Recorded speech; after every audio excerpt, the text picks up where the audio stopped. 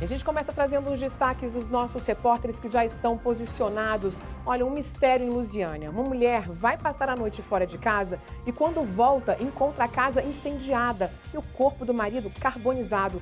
A Polícia Civil está investigando o que aconteceu, né, Kátia Gomes? Exatamente, Viviane. Essa casa fica em uma área rural de Lusiânia. Na casa havia apenas esse homem de 31 anos. A esposa tinha saído para dormir na casa de uma amiga com os filhos e quando chegou pela manhã a casa estava pegando fogo. Como é uma área rural, a casa fica ali isolada, nenhum vizinho, ninguém próximo viu porque ali perto não tem nenhum vizinho. Agora a família quer entender o que aconteceu e como essa casa foi incendiada. Daqui a pouquinho eu volto com os detalhes. Te espero, Kátia. E a Polícia Civil fez a maior apreensão de crack do ano, Vanessa Vitória.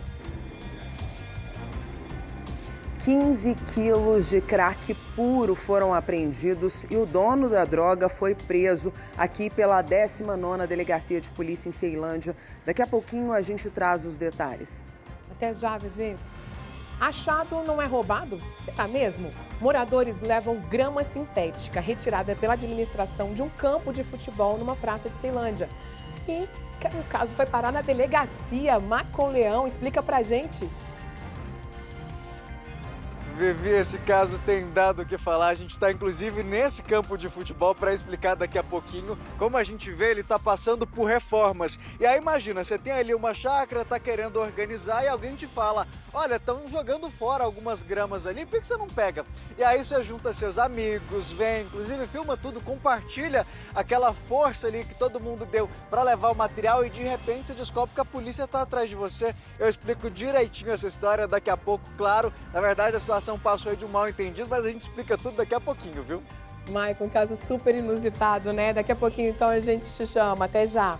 E você, já anotou o nosso WhatsApp? Tá aqui no telão para você, olha, 996232421. O nosso Instagram, você também pode seguir e mandar mensagens por lá, que é o @SBT Brasília. E você manda uma mensagem, comenta as reportagens aqui durante ao longo do jornal. Manda pra gente também aquela foto, hein? Aquela foto que você gosta de se ver aqui com a gente. Daqui a pouquinho eu vou mostrar algumas. Quero estar cada vez mais perto de você, hein? A sua voz é importante aqui pra mim. Tem muita notícia para você acompanhar a partir de agora. Hoje é segunda-feira, 28 de agosto. Vamos juntos? Já estamos no ar.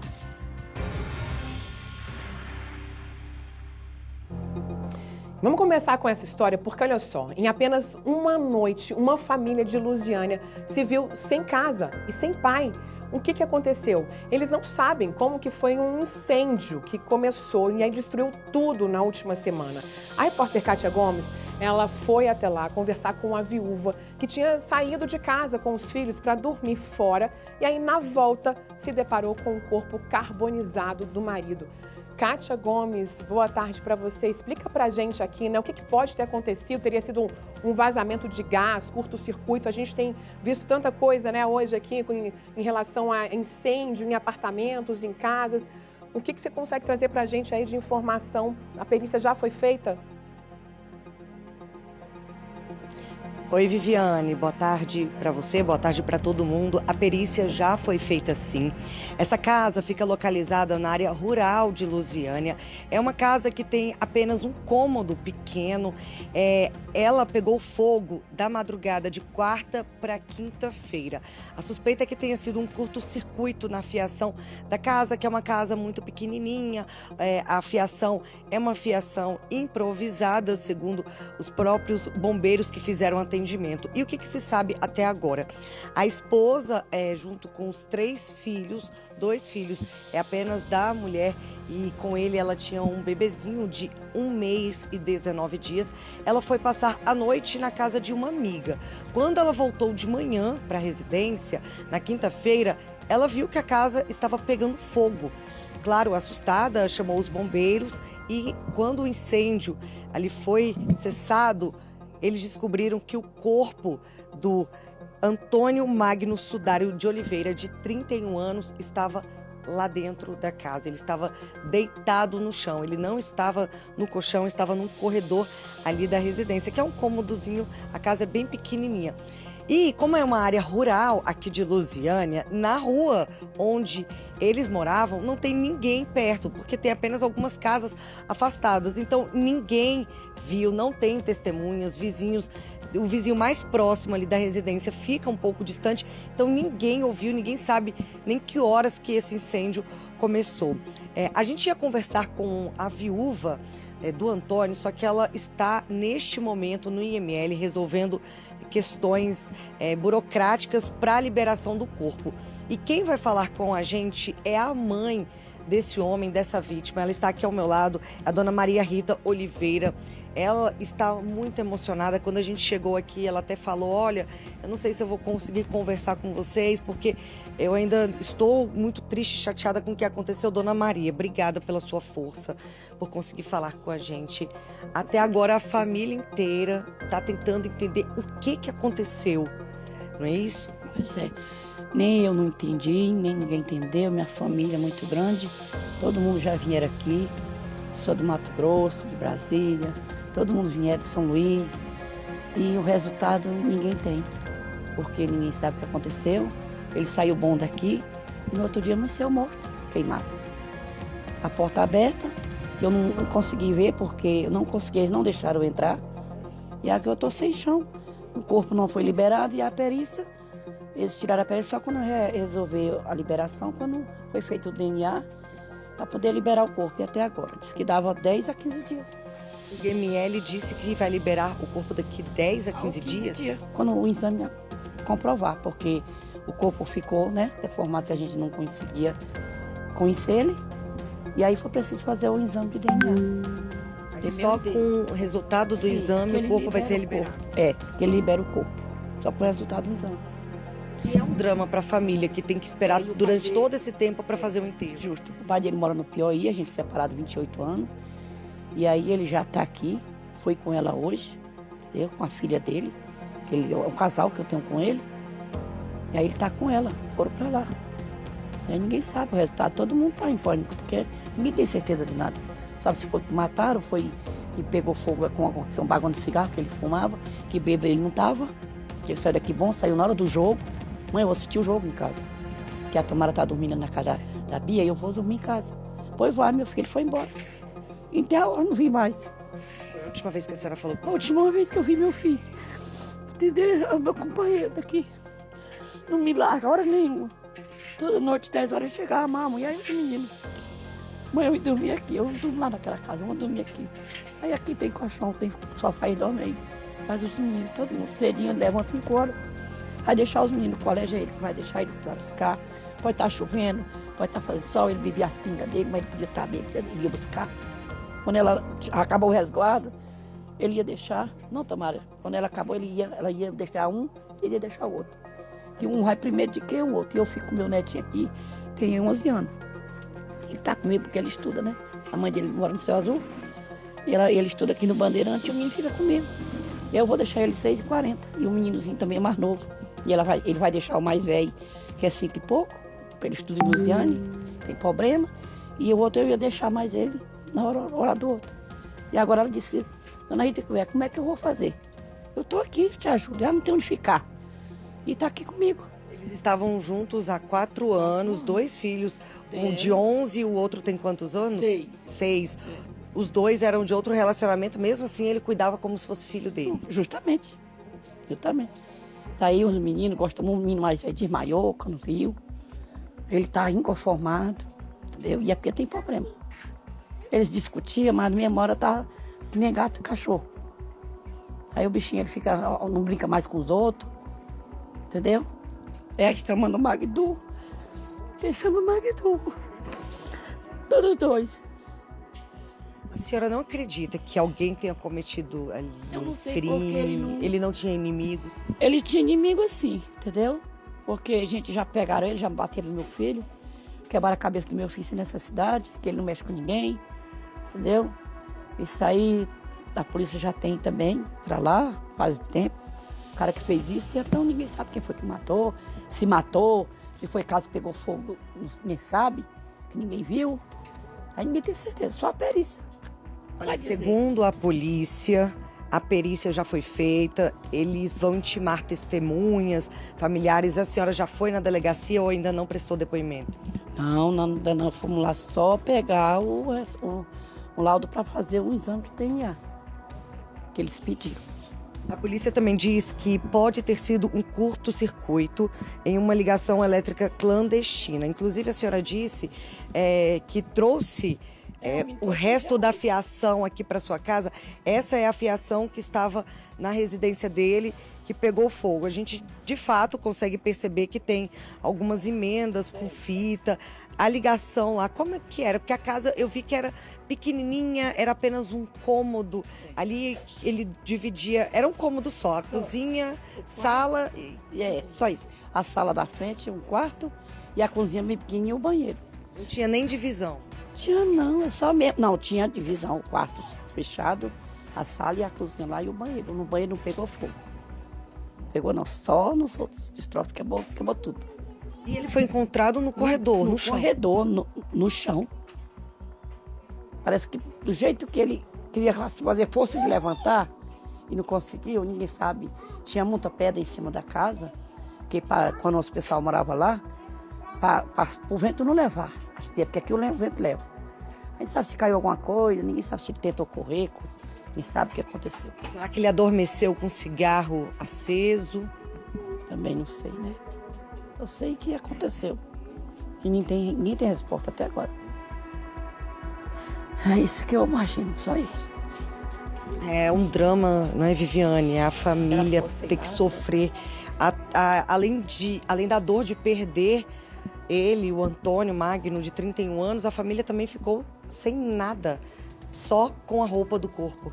Não, que tristeza, porque quando a gente vê algo em relação a incêndio, como até aconteceu na semana passada, né, no apartamento, a gente já fica imaginando todas essas perdas ali, né, materiais. Nesse caso, é uma vida que se foi, a família que está ali, né, sem nada, sem a esposa sem o marido, né, filhos sem o pai. Então, assim, uma situação muito difícil que precisa ser investigada ainda, até porque não deu para entender direito como que isso aconteceu, né, se foi um acidente ou se de fato, né, assim, alguém tinha essa intenção de colocar fogo nessa casa, porque como a própria mãe dele disse que ele tinha alguns desafetos, a gente vai acompanhando isso. Agora, você até mostrou agora há pouco, a gente rodou algumas fotos, né, e você comentou que lá era uma casa pequenininha e parece meio afastada, num lugar ali meio ermo, né, que assim, com uma mata meio ressecada, que deve pegar fogo ainda de uma forma ainda mais fácil.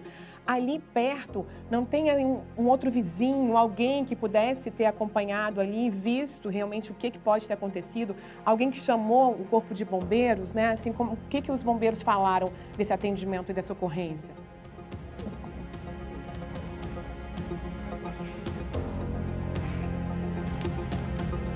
Viviane, segundo o Corpo de Bombeiros, a suspeita é de que tenha sido algum problema realmente na fiação elétrica. A gente não tem certeza ainda, porque os bombeiros também falaram que só vão ter certeza do que causou o incêndio ou onde esse incêndio começou só após a perícia. Vamos ouvir, então, um áudio do bombeiro que atendeu essa ocorrência.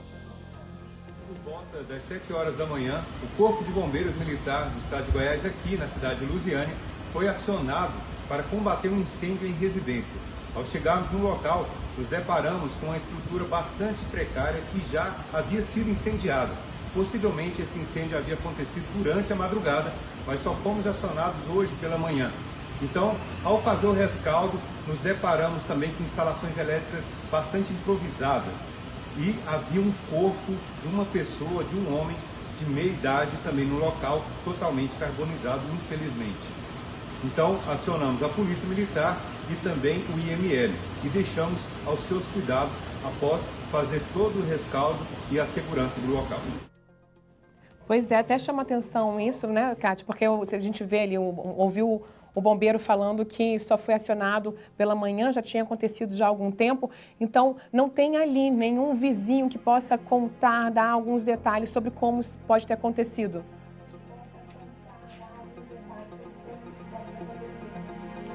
Exatamente, Viviane, porque, como eu expliquei no começo da minha entrada, aqui é uma área rural.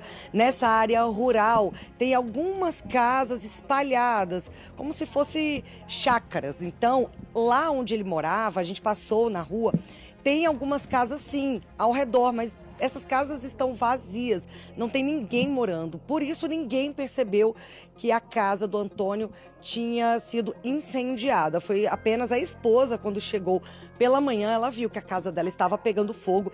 Ela, inclusive, chegou a ver o corpo do Antônio. Claro, ela não conseguiu entrar porque a casa estava sendo incendiada, estava ali em chamas. Ligou para os bombeiros e só depois que os bombeiros chegaram é que fizeram ali o controle dessas chamas. E, infelizmente, a família perdeu tudo. Dona Maria, agora, como que a família está fazendo? Porque a gente percebe que a família é bastante humilde, vocês estão precisando de ajuda, as crianças não têm roupa, a Tamara também, que é a esposa, não tem roupa. Como vocês estão resolvendo até a questão do enterro? Do enterro, eu pago a funerária há 4 anos e a gente os pessoal estão doando. Eu tenho muito amigo, ela é conhecida por mim porque a gente tem amigo. Tem uns pessoal da assistência social, da prefeitura, do sindicato, um bocado de gente. Tá chegando com roupa, alimento pra gente, que eu não tenho, entendeu? Nada também, sozinha, não tem benefício nenhum. E aí chegou assim, sabe? Roupa tem muito, bastante, graças a Deus. Já veio fogão, já veio uma geladeira ontem, veio um armáriozinho, já veio colchão, já veio uma cama de solteiro. E aí, só que não tá precisando de coisa, porque falta guarda-roupa, falta tanquinho para lavar roupa. Tem que recomeçar agora, né, Dona Maria? Mas que bom. Mas Mas que bom que vocês estão conseguindo contar com a solidariedade, viu? E fica aqui os meus sentimentos em nome de toda a produção e toda a equipe do SBT, tá bom? Muito obrigada. Então é isso, Viviane. A gente, claro, continua acompanhando esse caso para saber os desdobramentos e o que, de fato, causou esse incêndio e a morte do Antônio Magno. Eu volto com você no estúdio. Obrigada, Kátia. A gente vai acompanhando esse caso e é como você falou, né? Todos nós aqui estamos na torcida para que essa família se reestruture novamente. Gente, 15 quilos de crack foram apreendidos por policiais na 19ª DP em Ceilândia. A droga estaria sendo distribuída por um suspeito de 28 anos, monitorado pelos agentes. Segundo a polícia, o crack era armazenado em uma casa que funcionaria como um depósito de entorpecentes no sol nascente. Agora eu vou conversar ao vivo com a repórter Vanessa Vitória, que tem mais detalhes sobre esse caso, né, Vivi? E eles foram presos? Oi, Vivi, bem-vinda de volta. Boa tarde para você, boa tarde para todo mundo. Então, foi preso, Vivi, mas o que eu acabei de descobrir aqui na delegacia? Passou pela audiência de custódia e já está nas ruas de novo. Você vai perguntar, mas com essa quantidade toda de droga? Sim, com essa quantidade toda de droga. Mas quem vai dar os detalhes da investigação é o Dr. Tiago Peralva, que está aqui ao meu lado. Eles ficaram aí de olho nesse suspeito por um tempo, monitorando tudo, prenderam, mas já está nas ruas, né, doutor? Boa tarde para você. Boa tarde a todos. Exatamente. Essa investigação, ela teve, na verdade, uma continuidade de uma investigação anterior. Alguns meses atrás, nós apreendemos 4 quilos de crack puro numa residência que fica ao lado dessa residência onde foi localizado os 15 quilos. Nós recebemos uma informação de que este indivíduo estaria escondendo essa droga e fazendo a distribuição dela, principalmente na região da região da Ceilândia Norte, aqui em Ceilândia. Fomos para o local, fizemos monitoramentos por alguns dias, conseguimos identificar esse indivíduo, identificamos o carro dele, fizemos acompanhamento. Um desses acompanhamentos, que ele teria saído da casa e possivelmente estaria indo fazer uma entrega da droga, nós realizamos abordagem, localizamos 4 pedras de crack embaixo do giro do carro dele. O carro dele, inclusive, está apreendido aqui no pátio da unidade. Aquele páreo lá. Exato, exatamente. Já que apreendemos a droga no interior do veículo dele, foi constatada a materialidade do crime de tráfico de drogas, retornamos à residência e no interior da residência nós apreendemos 15 quilos de crack. Foi a maior apreensão de crack puro aqui no Distrito Federal nesse ano. Essa apreensão gera um prejuízo total.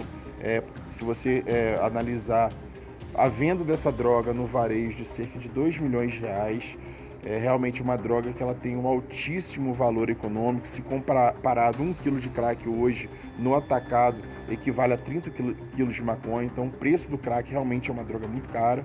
Mas, para nossa surpresa, a juíza da audiência de custódia entendeu que não havia indícios do tráfico de drogas por esse indivíduo, entendeu que a prisão teria sido legal e pôs em liberdade esse indivíduo que foi preso por 15 quilos de crack. Não há dúvida nenhuma que a droga é dele, tanto que tinha documentos dele dentro da residência, notas de contas relacionadas a, por exemplo, conta de água, contrato, tudo dentro da residência. A residência dele, não há dúvida nenhuma quanto a isso, mas no entendimento dela não havia fundado as razões para a gente realizar a abordagem na rua que nós fizemos e encontramos inclusive crack dentro do carro dele. Mas acredito sim que ele vai ser denunciado pelo Ministério Público, vai responder por esse crime, embora responda em liberdade. Gente, a gente fica um pouco pasmo até, né? Porque a investigação aí foi robusta, como o delegado fala, com todas aí as provas para incriminar essa pessoa que já saiu. E até fico curiosa, doutor, se esse veículo que está ali, não dá para o Claudinho mostrar para a gente, mas o carro está bem ali do lado de uma viatura, se esse veículo que está ali estacionado aqui no pátio da delegacia está em nome dele e se ele vai vir buscar com a própria chave, dar um oi aqui para os agentes, ligar o carro e sair tranquilamente. Esse veículo está em nome dele, tá? Vinculado ao nome dele no Detran. Inclusive, repito, nós fizemos imagens no monitoramento, ele saindo com o carro da casa, fechando o portão, acenando ali para os usuários, para as pessoas que ficam em torno da residência. Repito, é um lugar que nós já tínhamos informações, já tínhamos feito uma apreensão anterior de 4 quilos de crack na casa ao lado. Infelizmente, é comum que os traficantes eles aluguem casas no interior do Sol Nascente para fazer a distribuição dessa droga aqui na região da Ceilândia, mas a Polícia Civil continuará de olho. Nós esperamos sim que ele seja denunciado pelo Ministério Público, e acredito que vai ser, e seja condenado ao final e responda por isso, porque não há dúvida nenhuma de que ele era o dono daquela droga. Inclusive, informalmente, ele disse isso para mim aqui na delegacia, que acabou caindo, entre aspas, nessa furada porque estava desempregado, tinha pensão alimentícia para pagar, ou seja, não há dúvida nenhuma que ele realmente estava traficando, mas por conta do entendimento judicial aí na audiência de custódia, ele vai responder em liberdade. Realmente, como você disse, nos espanta muito esse tipo de entendimento que vem hoje, a cada dia que passa, aparecendo mais no âmbito dos tribunais superiores, porque nós que estamos aqui na ponta e nós combatemos a criminalidade, fica bem difícil a gente, inclusive, dar uma resposta para a sociedade, que a gente prende, no outro dia o cara está na rua de novo. E nossas prisões aqui são todas dentro da legalidade, nós priorizamos e primamos pela legalidade estrita. Então, nós temos certeza que futuramente esse indivíduo vai ser condenado e responderá, acreditamos que preso novamente por esse crime, porque 15 quilos de crack a gente não apreende todo dia. Esse indivíduo está na rua de novo, deixa a gente até sem ter palavras do que falar, né? Ele tinha antecedentes? Não, ele não tinha antecedente nenhum, ele era primário, e é algo que durante a investigação nos chamou a atenção, até eles tiveram o cuidado de trazer uma pessoa primária para guardar essa droga, porque levaria menos suspeita, né? Talvez se você deixa uma quantidade de droga expressiva assim, sob a responsabilidade de alguém que já possui uma longa ficha criminal, é um alvo até mais fácil de ser identificado. Esse indivíduo que não tinha passagens criminais, ele realmente não tinha nenhum antecedente, até mesmo relacionado ao tráfico de drogas. Doutor, só para a gente concluir, pode ter uma rede aí, já que é muita droga, né? Pode ter mais gente envolvida, até porque a ficha dele era limpa até então? Sim, acreditamos sim que tenha mais pessoas limpas, inclusive nós temos desconfianças e indícios que apontam que parte dessa droga seria vendida em distribuidores de bebidas, e nós sabemos que isso acontece. É claro que nem todos os distribuidores isso acontece, sabemos que tem pessoas sim do bem que estão ali trabalhando para oferir o seu dinheiro para sustentar a sua família, mas temos ciência também que tem alguns distribuidores que terminam coadunando com o tráfico de drogas. É isso que a gente vai avaliar e vai investigar. Doutor, muito obrigada aí. De qualquer forma, parabéns, né, pela prisão e pela investigação. Vivi, imagina só, você tem aí uma pessoa com tanta droga, crack puro. vai presa e já está nas ruas. Provavelmente daqui a pouco ele vem buscar o carro dele aqui com a própria chave, dá um oi aqui para os agentes, fala um oi com todo mundo. Mas o que mais espanta também diante dessa situação toda é que tem pensão alimentícia para pagar e decide fazer do jeito errado.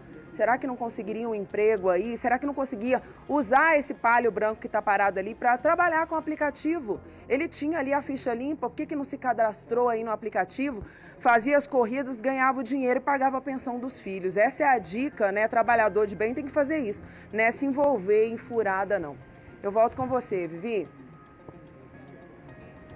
Está trocando um crime por outro, né, Vanessa? E a gente vê aí, como o delegado falou, a gente espera que ele realmente seja preso, até para servir de exemplo para outros, porque senão fica mesmo essa sensação de impunidade e por isso a gente não vê ali, né, o fim desse tráfico de drogas. A gente sempre fala que tem a outra ponta também de quem compra, mas nesse caso, quando a gente vê um homem que estava aí com 13 quilos de droga e de repente está solto, né, o que as pessoas começam a pensar em relação a isso? Mas, enfim, vamos torcer aí para que ele realmente seja preso. Obrigada, viu?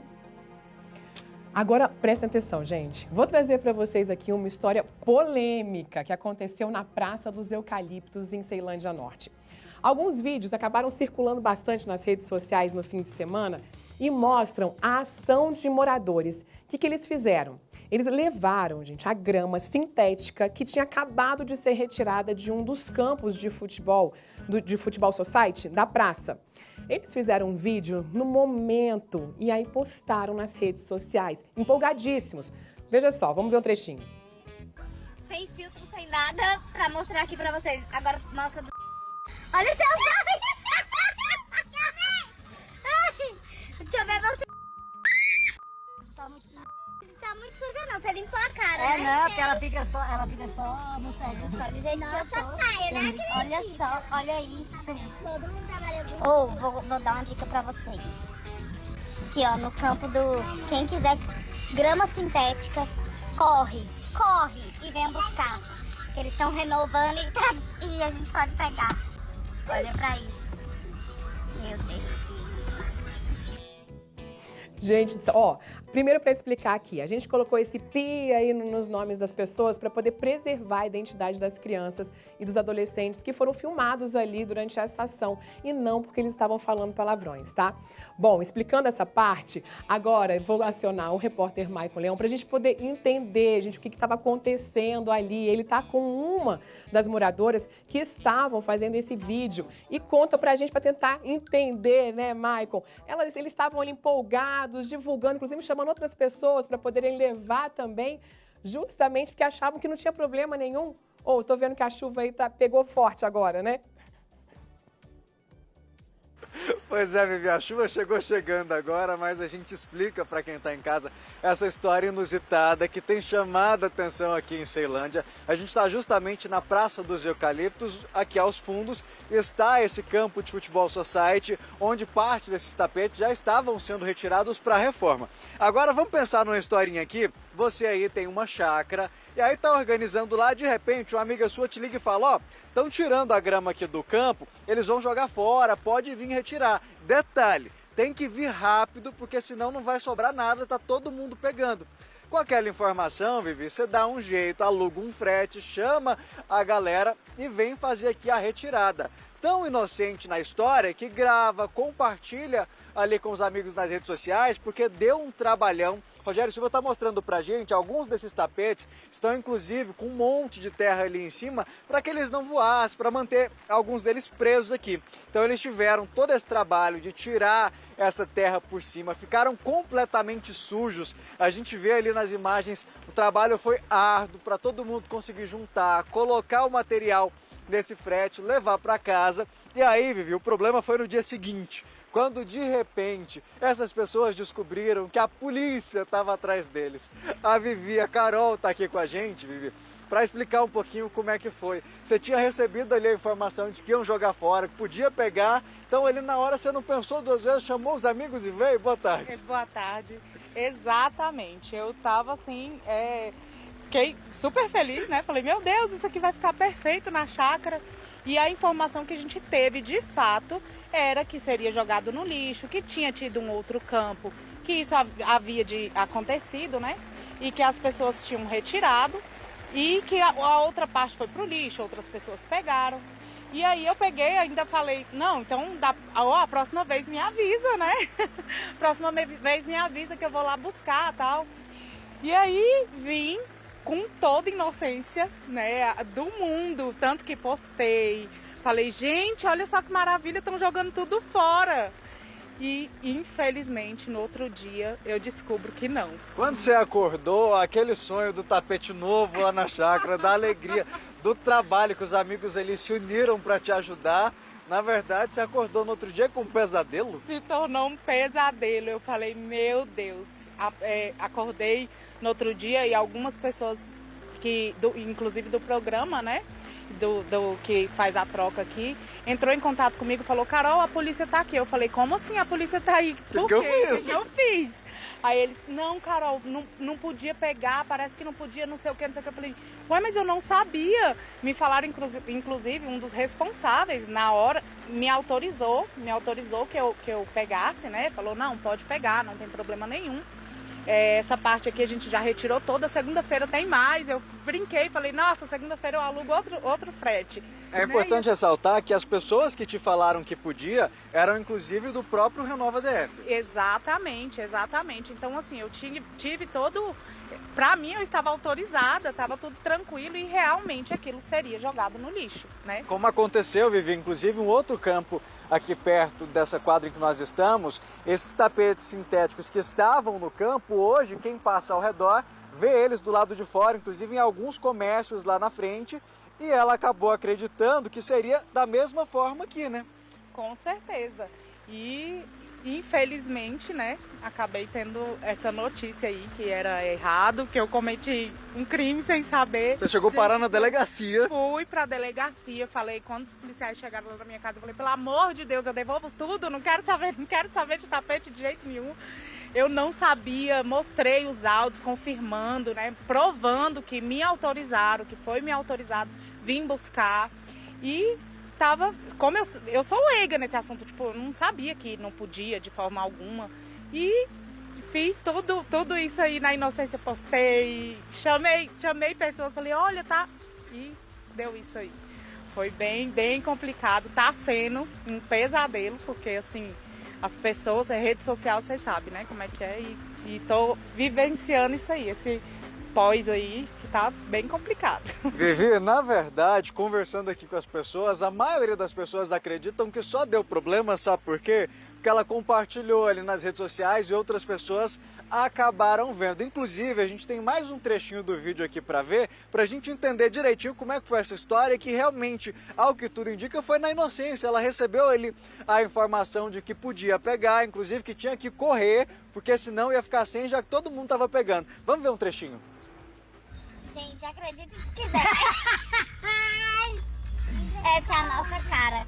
Olha a sua também, meu filho. Não, peraí, que A sua tá pior, velho. Olha só. Ai, porque eu sou gatinha. Não. Peraí, que eu vou limpar a câmera e vou mostrar pra vocês. Gente, o Maico, olha, eu tenho que te dizer que eu no fim de semana vi esse vídeo e eu pensava, meu Deus do céu, porque eles estavam tão empolgados, era uma animação para levar, porque eles estavam felizes porque eu consegui colocar então isso na chácara e anunciando para todo mundo que a gente via realmente ali que tinha uma inocência nessa história, né? A gente até, para explicar para todo mundo que está assistindo aqui com a gente, que a gente borrou ali a imagem até para preservar a imagem das crianças que estão ali no carro também, que estava todo mundo se divertindo junto com a história e feliz da vida. Mas até que foi importante a gente vir aqui trazer esse assunto para mostrar que não dá para poder ir levando assim, então, essa grama sintética, mesmo com autorização, né? Porque que sorte, Maicon, que a Carol, ela gravou o áudio, então, da pessoa autorizando ela levar? Sim, Vivi, ela tinha guardado ali essa conversa, que ela tinha acabado de receber a informação de que podia. Vivi estava comentando que até viu o vídeo no final de semana, acompanhando ali a alegria de vocês que tinham conseguido pegar para levar para casa realmente na inocência. E por sorte que você tinha esse material ali para comprovar na delegacia que tinha sido autorizado, né? Sim, com certeza. Eu não sei o que vocês mostraram aí agora, mas assim, eu jamais chegaria num lugar assim, eu visse pessoas pegando alga, jamais eu entraria em uma situação dessa se eu não tivesse essa autorização, entendeu? Se eu não tivesse tido, eu perguntei várias vezes, nossa, vai pro lixo mesmo? Vai tudo pro lixo, eles jogam tudo no lixo. Então, jamais eu faria teria uma atitude dessa se não fosse me autorizado, né? E aí, quando eu cheguei aqui, aí o cenário acabou dando mais ênfase que realmente tinha muita gente pegando, tinha muito caminhão, muita carretinha, muitas pessoas mesmo recolhendo esse material. E a situação dos tapetes, como vocês podem ver, tipo, parecia mesmo que seria lixo, descartado, muita coisa em cima. E aí eu acreditei e na inocência ali fiquei feliz da vida e fiz isso aí que, olha, tá sendo a minha vergonha, meu Deus, mas enfim. Pra todo lado que você passa, alguém pergunta, e os tapetes? E os tapetes, exatamente, tá sendo uma chacota. Já me ligam, Carol, você tem tapete aí pra vender? Na sacanagem, eu tenho, eu não tô aguentando mais isso. Mas enfim, gente, foi uma situação que nunca mais eu quero, nunca mais, pode falar assim, tá dando ouro ali, quero não. Vivi, a gente estava conversando aqui antes, aí a gente até brincou, não, depois você vai colocar na sua jogada de jeito nenhum. Eu não quero nem comprar, porque vão falar que foi daqui. Que foi daqui, exatamente. O Marcondes falou, não, depois a gente vai comprar. Eu falei, nunca. Agora a gente vai botar grama de verdade. Não quero saber mais de grama sintética lá de jeito nenhum. Porque é complicado, né? Essa situação se tornou, assim, bem... Mas, enfim. Vivi, a gente está brincando com a situação, mas para quem está chegando agora para adiantar, o caso chegou a ser registrado pelo Renova DF ali na 15ª DP, tanto que os policiais foram ali atrás dela, até que ela conseguiu comprovar que realmente ela tinha sido ali orientada por próprios membros da equipe, que chegando aqui foi autorizado e tudo. Teve que devolver, inclusive, todos os tapetes já foram retirados lá da chácara, né? Sim, já foram retirados, né? A Polícia Militar foi lá e aí eu devolvi, falei, não quero saber de nada. Graças a Deus foi tudo concluído, né? Tudo resolvido e provado que a gente não estava fazendo vandalismo, ninguém veio aqui para roubar. Acredito que muitas dessas pessoas que estavam aqui também estavam na inocência. Se tinha alguém que sabia, né? Eu não sei, eu não posso falar por todo mundo, mas eu acredito que muitas pessoas sim estavam aqui na inocência. Tinha gente de escolinha, de creche, pegando, e todo mundo assim muito encantado com a promoção, né? Vivi, é importante ressaltar isso que ela falou. Eles não chegaram aqui e começaram a arrancar o campo inteiro montado. Ele já estava parte, como a gente está mostrando agora, parte desses tapetes soltos, separados ali, justamente porque o campo está passando por essa reforma, esses tapetes, essa grama sintética, ela vai ser trocada e por isso eles estavam sendo retirados. Como essa situação deu certo em outras quadras, algumas pessoas pensaram que aqui também poderia ser dessa forma, tanto que autorizaram, inclusive, a própria Carol a retirar esse material, mas o Renova DF não viu dessa forma, inclusive acabou registrando o boletim, tudo segue sendo apurado, mas como ela disse, ela já conseguiu comprovar que não teve nada de má fé nessa situação, Vivi. Pois é, Maicon, olha, vou te falar, viu? A galera fez uma farra muito grande com essa grama sintética, tá fazendo até agora, né, com a Carol. Pena que toda essa alegria aí, olha, era ilegal segundo o nosso Código Penal. A gente tem só mais um trechinho do vídeo aqui postado nas redes sociais para você acompanhar. Vamos rodar. Olha aí, galerinha! Olha a cor da todo mundo, gente, olha o jeito que nós tá. Olha só, uma galera aqui, ó. Olha pra isso. Pensa que a gente tá ralando. Olha a calma. Ei, você é meu amigo é o quê? Você é meu amigo é o quê?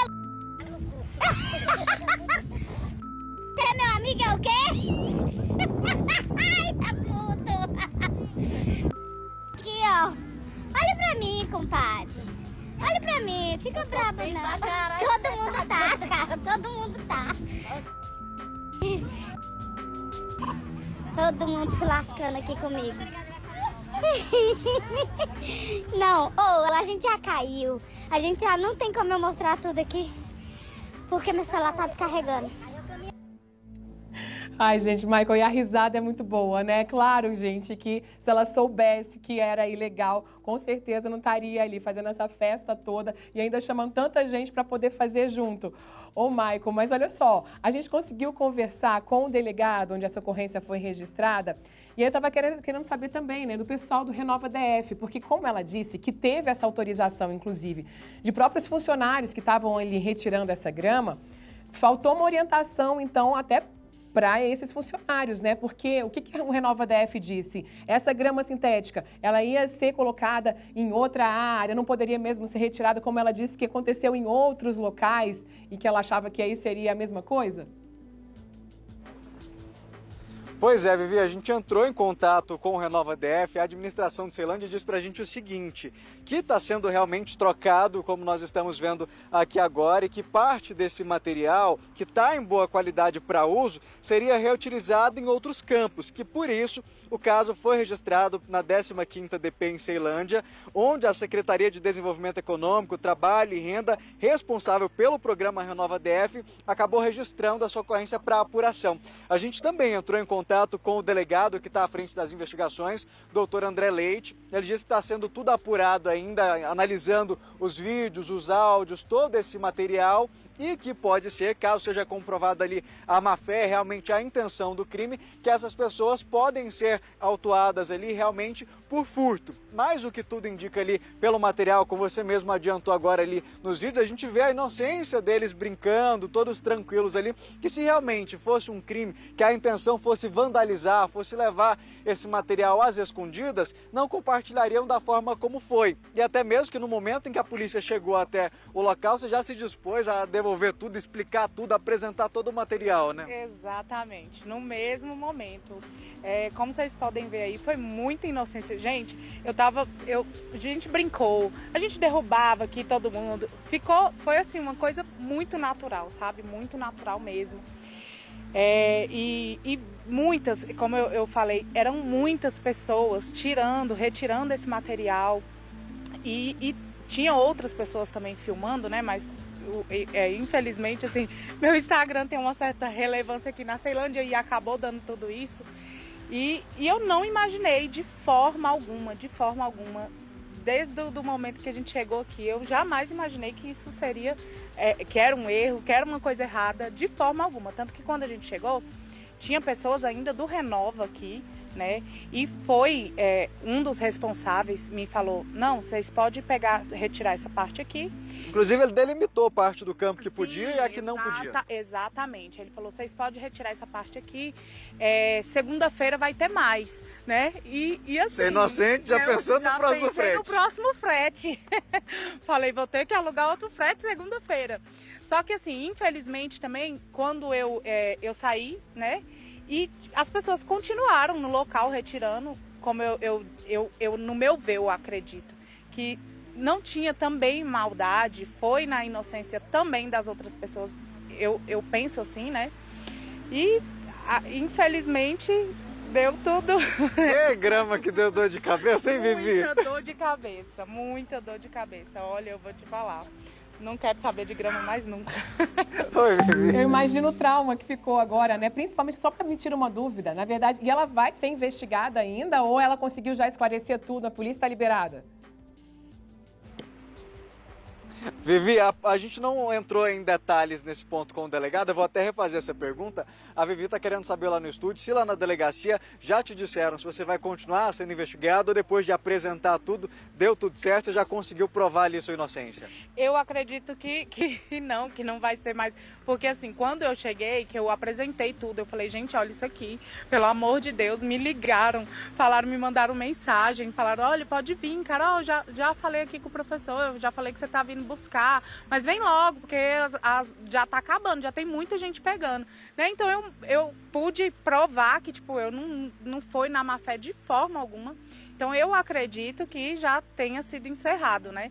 Inclusive, quando eu cheguei lá, gente, eu tava como autora. Eu falei, como assim, autora? Pelo amor de Deus! E aí, depois eles me colocaram lá só como testemunha, né? E E eu acredito que tenha encerrado, né? Não é possível. Você quer que a grama tenha sido levada embora e que essa história tenha ido junto, né? Pelo amor de Deus, eu tô cansada dessa história. É chacota na família, nos amigos, do tempo inteiro. Vivi, enquanto a gente tá passando aqui, vira e mexe, alguém grita pra ela, ó, a grama, não sei o quê. Exatamente, você viu, né? Gente, tá assim, foi muita repercussão, meu Deus. E é desse jeito na rua, no mercado. Claro que eu sei que é brincadeira, quem me conhece, quem me acompanha pelo Instagram, conhece, sabe da minha índole, sabe de como eu realmente sou, né? Então, assim, acabam brincando e tô acabando levando na brincadeira também. Tem que ser assim, dessa forma. E fazer o quê? Pois é, Vivi, grama agora lá na chácara dela, só natural e comprada por ela já com nota fiscal. Pois é, como você falou, mas olha, a Alice, ela foi boa, viu? Porque ela conseguiu gravar ali a autorização, então com nota fiscal, com tudo que é para poder comprovar que não tem envolvimento nenhum com isso. Olha, que bom, esclarecido então todo esse problema e espero agora que ela leve mesmo na brincadeira, né? Que não tenha mais nenhuma dor de cabeça em relação a isso. E a gente também trouxe isso daqui justamente para poder explicar para as pessoas, porque como ela disse, que ainda disseram para ela, olha, na segunda-feira tem mais, e ela estava quase indo buscar mais um pouco. Então, olha, gente, não pode, né? Não tem como levar, a gente viu que tem vários rolinhos ali ao longo do campo, não dá para levar para casa. Não vem buscar não, Vivi. Como é que é? Não vem buscar não, tem rolinho aqui, mas não pode vir não. Exato, ó, rolinho e rolão, tem grande, né? Mas enfim, não pode colocar isso daí nessa quadra lá não, tá bom?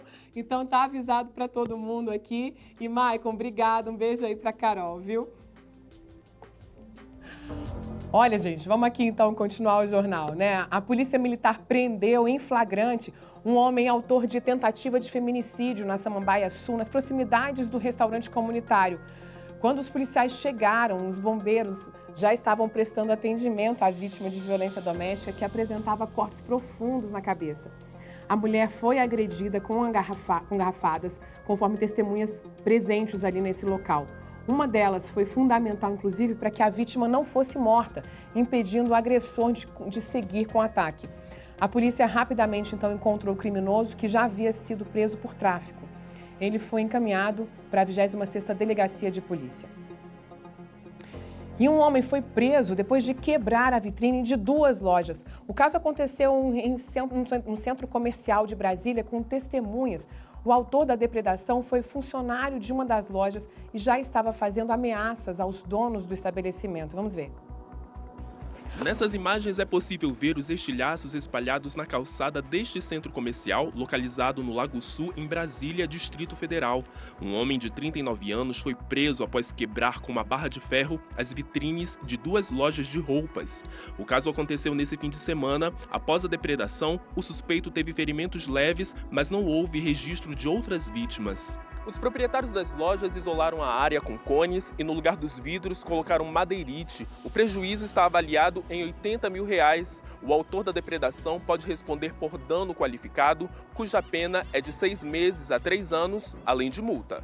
De acordo com testemunhas, o homem trabalhou em uma das lojas há 7 anos e ameaçava os proprietários com frequência. Ele foi detido pelos seguranças do estabelecimento e depois encaminhado para a 1ª Delegacia de Polícia do Distrito Federal, onde ficará à disposição da Justiça. Olha, o ex-ajudante de ordens do ex-presidente Jair Bolsonaro, o tenente-coronel Mauro Cid, está prestando hoje um novo depoimento à Polícia Federal. O militar esteve na semana passada na sede da PF para responder sobre as afirmações do hacker, o Walter Delgatti Neto, de que foi contratado para simular uma fraude na urna eletrônica antes das eleições. Quem está acompanhando nesse momento o depoimento do tenente-coronel Mauro Cid, lá na sede da Polícia Federal, é o repórter Isaías Godinho. Oi, Isaías, boa tarde para você. Quais são as novidades que você traz para a gente? Oi, Vivi, muito boa tarde para você. Boa tarde para você também que acompanha a programação do SBT. Então, nesta manhã chuvosa de segunda-feira, o tenente-coronel Mauro Cid presta depoimento aqui na sede da Polícia Federal no âmbito das investigações justamente das ações do hacker Walter Delgatti sobre as invasões nos sistemas do Conselho Nacional de Justiça. O tenente-coronel Mauro Cid ele prestou depoimento na última sexta-feira sobre este assunto. Esse depoimento durou algumas horas. No entanto, de acordo com o advogado lado de Mauro Cid, o César Bittencourt, houve um problema ali, problemas técnicos que inclusive atrasou esta oitiva na última sexta-feira e por conta disso a Polícia Federal pediu, solicitou a presença de Mauro Cid novamente aqui na sede da Polícia Federal para esclarecer esses assuntos, tanto no âmbito da Comissão Parlamentar Mista de Inquérito do dia 8 de janeiro, quanto em depoimentos aqui na sede da Polícia Federal. Walter Delgatti afirmou que foi contratado pela deputada federal Carla Zambelli, recebeu ali em torno de R$40 mil para invadir sistemas da justiça e também colocar em xeque a confiabilidade dos sistemas de urnas eletrônicas. A investigação, o motivo pelo qual o Mauro Cid foi acionado para prestar depoimento é para saber se ele teve participação ali em torno das negociatas, de encontros entre o hacker Walter Delgatti e autoridades do Ministério da Defesa, tendo em vista que Walter Delgatti afirmou que esteve várias vezes no Ministério da Defesa para justamente tramar ali uma invasão no sistema de urnas eletrônicas e também no Conselho Nacional de Justiça. Mauro Cid chegou aqui por volta de 10 horas da manhã em carros descaracterizados da Polícia Federal, está prestando depoimento até agora e a gente segue acompanhando os desdobramentos deste assunto. Vale lembrar, Vivi, que o ministro do Supremo Tribunal, Alexandre de Moraes, ele proibiu que Mauro Cid tivesse contato com o ex-presidente Jair Bolsonaro e com a ex-primeira-dama Michele Bolsonaro, porque além dessas investigações sobre o sistema de urnas eletrônicas e do Conselho Nacional de Justiça, Mauro Cid está sendo investigado em outros inquéritos, como, por exemplo, a venda das joias sauditas e também a questão da falsificação dos cartões de vacina, na qual, nesse inquérito, é o que motivou a prisão de Mauro Cid em maio desse ano. Mas sobre este caso de Walter Delgatti, Mauro Cid está prestando esclarecimentos e a corporação quer saber se ele teve envolvimento ali, participação em torno desse esquema. Vivi, eu volto contigo aí no estúdio. Isaías, obrigada, pelas informações. E olha, 2 acidentes graves pararam o trânsito na EPE aí no Recanto das Emas nesse fim de semana. O primeiro envolveu 5 veículos e o segundo teve carro tombado e 2 vítimas presas entre as ferragens. Um grave acidente na EPE Sul envolvendo 5 veículos nesse final de semana deixou 2 pessoas feridas. As equipes do Corpo de Bombeiros se depararam com uma colisão entre 2 motocicletas e 3 carros. Um senhor que conduzia uma das motos ficou ferido. Após receber o protocolo de trauma, foi transportado para o hospital.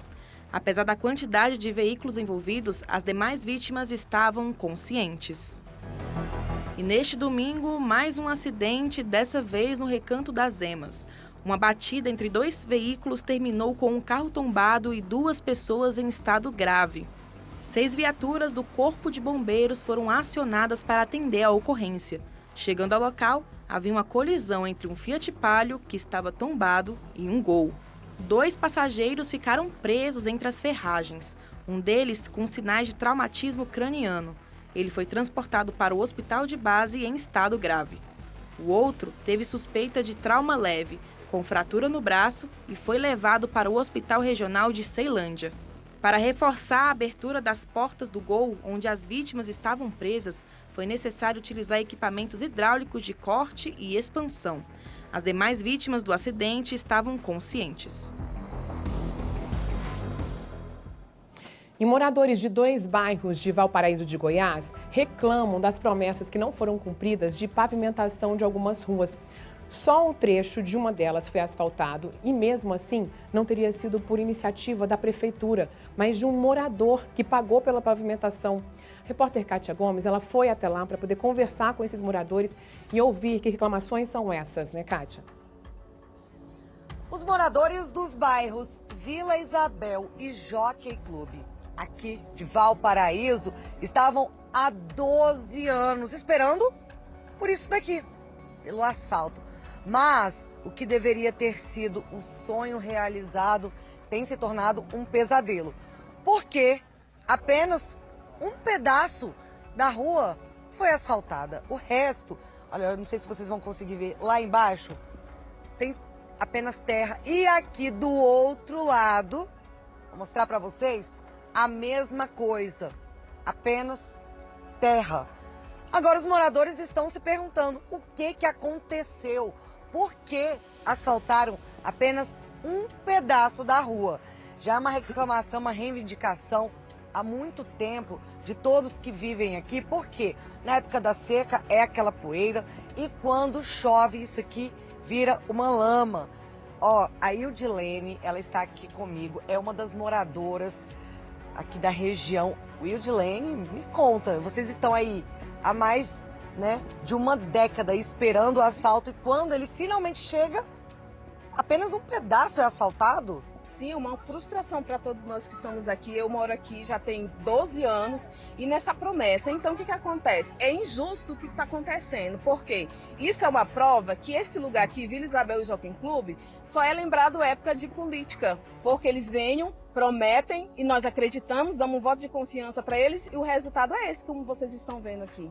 Eu, particularmente, moro aqui há 40 anos. Venho sempre com essa luta, buscando as melhorias aqui para nosso município. E o prefeito prometendo, como prometeu há 4 anos atrás, falou para nós que no primeiro mês de mandato dele que ele ia fazer o asfalto, não fez até agora, tá? E a gente vive nessa luta aí, como vocês sabem aí, ó.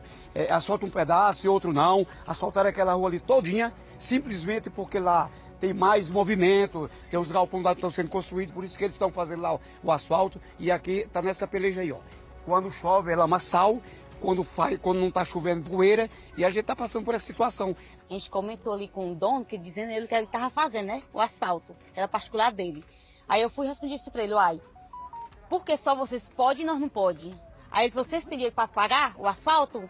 É obrigação nossa? Não, é obrigação de quem nós elegemos, não é nossa não. É do governo que nós elegemos.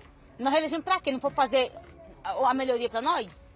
E quando chove lá embaixo, já teve gente lá, muita gente, não foi nem uma nem duas, já foram embora, abandonados por causa da lama. Teve um dia lá embaixo que a família toda perdeu tudo, não ficou nada, perdeu tudo. Existe uma placa aqui na entrada do bairro e nessa placa diz uma obra de 2 bilhões, não é nem 2 milhões.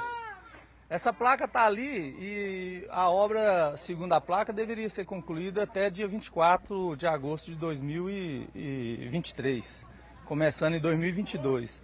Essa placa é similar à placa do Santa Rita também, e Marajó. E em todas as obras dessa cidade, não vou dizer todas, mas quase todas, as obras começam e não acabam. E quando faz, não faz direito. Então, lá no Santa Rita, entramos no Ministério da Promotoria Pública para poder resolver a situação. Que a população aqui quer, o que os moradores pedem, é apenas a promessa que foi feita, apenas que seja cumprida a promessa, que inclusive está na placa. A obra deveria ter sido concluída agora, no mês de agosto, mas o que a gente percebe exatamente isso. Apenas um pedaço da rua foi asfaltado. Pois é, a Secretaria de Infraestrutura, Habitação e Serviços Urbanos de Valparaíso informou que uma empresa estava com as obras em andamento nos bairros Vila Isabel e Jockey Club, mas desistiu e rompeu o contrato sem terminar essa pavimentação. Ela, inclusive, foi punida por causa desse transtorno.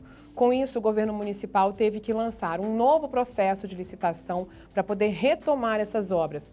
A previsão é que até o fim de setembro esse processo seja resolvido. E a gente espera que seja mesmo, porque as chuvas começaram a cair agora e a previsão é que depois de setembro venha com força. E aí, qualquer questão que vocês tenham por aí, podem acionar a gente novamente. A gente falando aqui de chuva, Gente, choveu e choveu muito em várias regiões. A gente sempre fala ali, agosto é aquele tempo de seca mesmo, mas na sexta-noite, sábado e domingo e hoje ainda, a chuva está caindo e muita gente mandou mensagem para a gente aqui pelo nosso WhatsApp 996232421, inclusive com vídeos. Vamos dar uma olhadinha aqui, para ver as mensagens que chegaram em relação à chuva. Que olha, gente, eu vou falar para vocês, mas brasiliense, choveu nessa época, tá todo mundo comemorando. E aí o Wellington Xavier mandou, aqui é o Wellington do condomínio Copperville, em Vicente Pires. Depois de um mês choveu por aqui. Olha, Wellington, disse que eram 68 dias sem chuva, era mais que isso. Vai dar para entender aqui, gente, a comemoração dele. Quer ver? Roda o vídeo que ele mandou pra gente. A chuva chegou aqui na Vicente Pires, no condomínio Copperville. Olha que bênção. Todos muito felizes.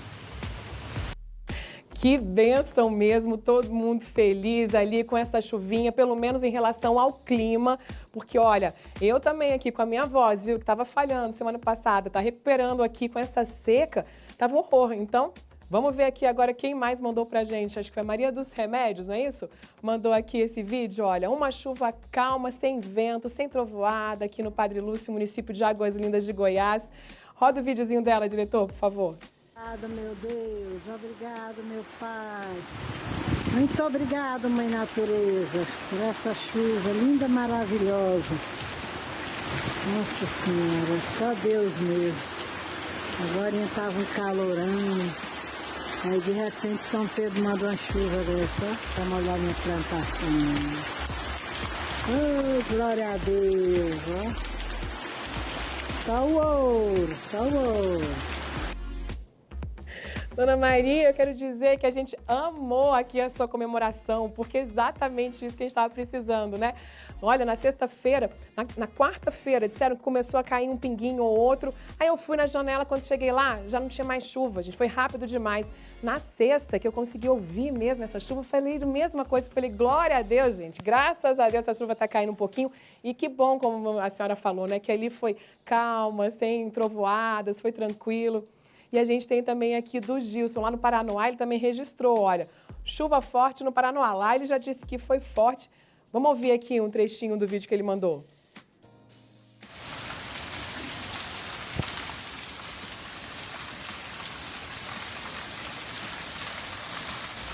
Ele não falou, não estava comemorando ali, porque acho que ele devia estar querendo até ouvir melhor esse barulhinho da chuva, né? Mas caiu lá no Paranoá também. E tem vários lugares aqui que a gente está vendo que está chovendo agora. Inclusive, a gente entrou com o Maicon lá da Ceilândia, não foi? A gente entrou agora há pouco com o Isaías aqui do centro, também na Polícia Rodoviária Federal, na Polícia Federal, e estava chovendo. Vamos dar uma olhadinha lá fora? Algumas imagens aqui. Olha só, as imagens do DR, que são cedidas por eles. Essa região aqui, onde é que está aqui? Peraí, deixa eu só confirmar aqui com a gente. Olha, esse daqui, na tela a gente está vendo imagens da EPTG, não é isso? EPTG na altura ali do viaduto do CIA.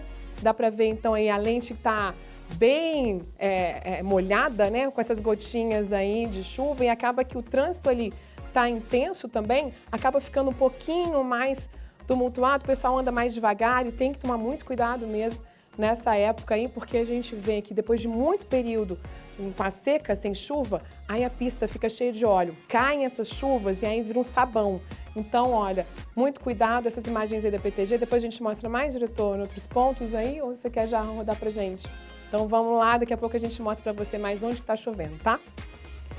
Bom, olha, começou a campanha nacional de multivacinação que vai até o dia 9 de setembro. Mais de 400 mil doses devem ser aplicadas só aqui no Distrito Federal. E essa ação envolve imunizantes contra diversas doenças. E aí, maior de 15 anos, adultos e idosos também podem se vacinar. Veja só. Quem é pai sabe da importância de vacinar. O Tiago trouxe os 2 filhos pequenos para atualizar a carteirinha. A gente precisa engajar a população para que busque as vacinas e mostre a ela a importância da vacinação. Então, esse dia é de alta importância para que a gente possa mostrar para a população a importância das vacinas. O Luiz Guilherme, de 23 anos, não tem filhos, mas decidiu aproveitar a campanha. Eu acho que a vacina não se limita somente na fase da infância, vale também para o adulto. O dia D chega à capital federal para aumentar as coberturas vacinais e evitar que doenças ora já erradicadas voltem a proliferar. Serão 99 pontos, incluindo shoppings, escolas e o próprio zoológico. A campanha vai até o dia 9 de setembro.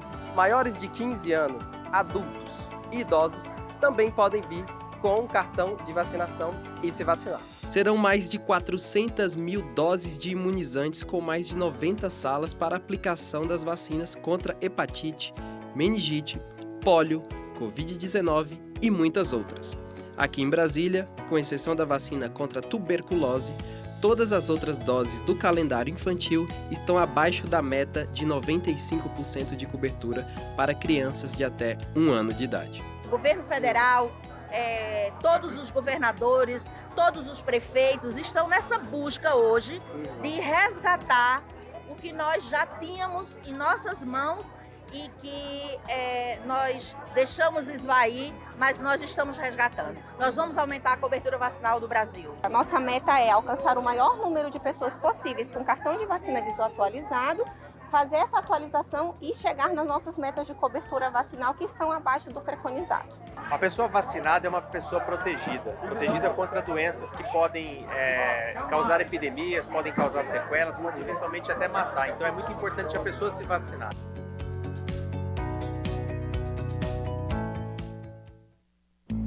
Aproveita para atualizar então seu caderninho.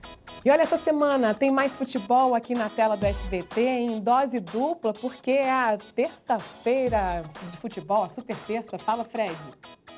Fala galera, tudo certo para mais uma super terça? É nessa terça-feira agora, hein? Mais uma rodada dupla de futebol na tela do SBT, então já anota na agenda 2 horários, 2 jogos muito importantes com decisão em campo.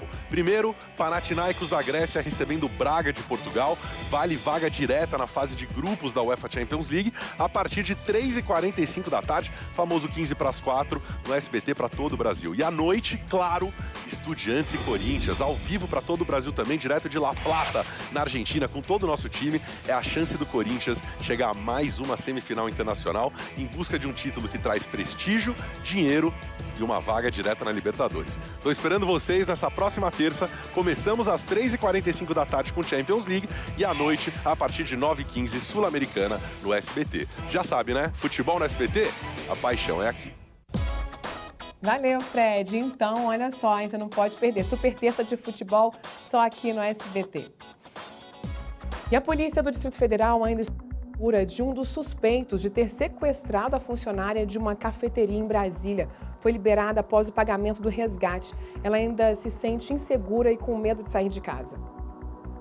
Marcos Rogério Junqueira, de 50 anos, é um dos suspeitos de ter participado do sequestro de uma funcionária de uma cafeteria em Brasília, Distrito Federal. Ele segue foragido e é procurado pela Polícia do Distrito Federal. O outro suspeito é Rubens Brainer Cardoso, de 33 anos. Ele se entregou à polícia na última semana. A vítima é uma jovem de 22 anos que preferiu não ser identificada. Ela voltava do trabalho quando pegou um transporte pirata para chegar na rodoviária, mas foi surpreendida com o anúncio do sequestro. O caso aconteceu em junho desse ano, mas a polícia só divulgou nesse mês. Eu ia pegar o ônibus até a rodoviária e da rodoviária eu ia para minha casa. E aí foi nesse trajeto. Eles me pegaram, assim, saindo do trabalho no ponto e iria ficar na rodoviária, porém não aconteceu isso. Outras pessoas embarcaram também no transporte, então eu vi que se tratava mesmo de um transporte fazendo lotação. Eles não falaram diretamente que era um sequestro. Eles falavam que eles precisavam de dinheiro e que eles iam ter que me usar para conseguir esse dinheiro. Até então eles não chegaram e falaram, é um sequestro. Eles me ameaçavam de morte, eles tiraram pedaços do meu cabelo, dizendo que ia mandar para minha família. Eles falavam às vezes que eles iam arrancar pedaços do meu corpo para mandar para minha família por foto, só que eles não chegaram a fazer nada, sabe? Eles só ficavam mesmo na ameaça e constantemente dizendo que se eu fizesse qualquer coisa eles iriam me matar. Eles tinham uma faca muito grande, tipo dessas de churrasco, sabe? E eles ficavam colocando lá na minha barriga, no meu pescoço. Ficava tapando às vezes minha boca e ficava colocando ela perto do meu pescoço e falava que se eu tentasse fazer qualquer coisa, eles iriam me matar. A vítima foi mantida nesse cativeiro durante 2 dias. O lugar fica em Cristalina, Goiás. Os indivíduos mantiveram a moça amordaçada enquanto negociavam o resgate com familiares. Inicialmente, eles cobraram R$10 mil, mas após diálogos, eles resolveram liberar a vítima por R$3 mil. O namorado da moça disse que ao levar a situação à polícia, as autoridades duvidaram da ocorrência antes de agir. No momento que a gente chegou na delegacia, a força policial que estava lá presente, né, virou para mim e para os meus familiares que estavam presentes junto comigo e falaram que aqui em Brasília é normal de acontecer das mulheres pegarem, arranjarem um novo namorado, um amante, fugirem e tentarem dar um golpe no antigo namorado para tentar extrair algum dinheiro dele, alguma coisa dele, né? E a todo momento eles ficavam falando, não, isso aí é ela te dando um golpe, isso aí é ela te dando um golpe. Não teve de início prestação de solidariedade com a gente, não teve ajuda, não teve nada de início, no início da situação com a gente, até o momento em que realmente foi confirmado que era um sequestro. Isso já o que? No segundo dia, Quando estava prestes a acabar tudo, que a gente foi para fazer o pagamento, foi a hora que eles realmente viram que era um sequestro e que trocou todo o itinerário deles, né? O tratamento com a gente mudou, começou a tratar a gente melhor, começou a realmente falar o que estava acontecendo de início, que de início nem informação nem nada eles passavam pra gente. As investigações começaram quando foram depositados os R$3.000 na conta da própria vítima. A conta foi utilizada para fazer os saques. Com os valores em mãos e após a divulgação da identificação dos suspeitos, eles resolveram liberar a moça em Sobradinho, uma região administrativa do Distrito Federal, mas a polícia afirmou que a decisão de entregar o valor do resgate atrapalhou a prisão dos suspeitos em flagrante. A gente tem toda uma rotina, uma técnica investigativa, e esse pagamento antes do momento, né, por nós determinado, ele prejudicou um pouco o andamento das investigações. Creio que se a família tivesse seguido todas as orientações, teríamos prendido os 2 autores com a vítima dentro do cativeiro. Após o ocorrido, o sentimento que fica é o de insegurança. Agora que o outro se entregou, eu me senti até mais à vontade até para dar entrevista e tudo mais, porque eu tava em uma situação que eu não conseguia nem sair de casa, sabe? E eu sentia medo de carros que passavam perto da minha casa, que passavam na rua de casa. Eu ficava com medo, sentia medo de todas as coisas. Tipo, não queria sair de casa também. Só saía de casa se fosse com outras pessoas, não me sentia... Assim, minha vida que eu tinha antigamente, eu não tenho mais hoje em dia, infelizmente. A polícia pede a colaboração da sociedade para encontrar Marcos Rogério Junqueira. As denúncias podem ser realizadas por meio do 197. A gente procurou a Polícia Civil sobre essas questões relatadas pela vítima, mas até agora não recebemos resposta. E o espaço aqui no SBT Brasília segue aberto. Agora, pasmem. Ladrões usaram um controle remoto para poder invadir uma farmácia lá em Ceilândia. O crime foi na madrugada e os bandidos abriram o portão elétrico, entraram no local e furtaram vários produtos, saíram de lá, tranquilamente. O prejuízo estimado foi de mais de R$5.000. Vamos conversar agora com o Maicon Leão, que está lá no local e traz mais informações para a gente. Ô Maicon, que situação, hein? E há alguma informação, algum sinal de que algum ex-funcionário poderia estar envolvido nisso tudo? Oi, Vivi, ainda não, viu? Essa farmácia ela foi montada aqui há pouco tempo, há cerca de 8 meses, então ainda não deu nem tempo de ter ex-funcionário nessa situação. Um caso sem arrombamento, sem porta amassada, a porta foi justamente essa daqui, ó. Os criminosos chegaram, com um controle acionaram, ela subiu, eles entraram, ela fechou, eles fizeram o limpa, Vivi. O prejuízo inicial era ali em torno de R$5.000, mas eles foram fazendo os cálculos ali, já está perto inclusive dos R$10.000. Levaram ali produtos focados em homens, perfumaria, inclusive o prejuízo ficou maior quando eles levaram ali a parte dos aparelhos de pressão. A gente tem as imagens, Vivi, das câmeras de segurança que mostram a ação deles tranquilamente aqui durante a noite. Entram 3 pessoas ali, começam a selecionar os produtos. Vivi, o Rogério Silva está mostrando pra gente a quantidade de câmeras de segurança que tem aqui dentro do estabelecimento.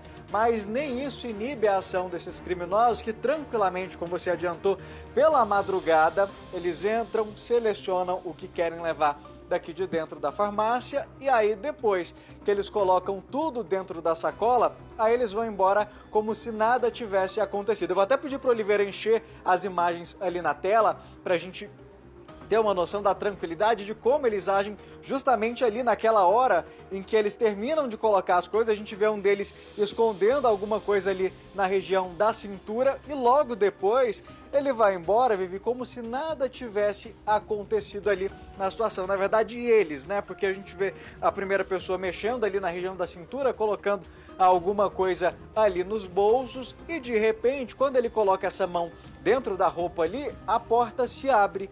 Aí eles passam para o lado de fora, acionam a porta novamente e como se nada tivesse acontecido.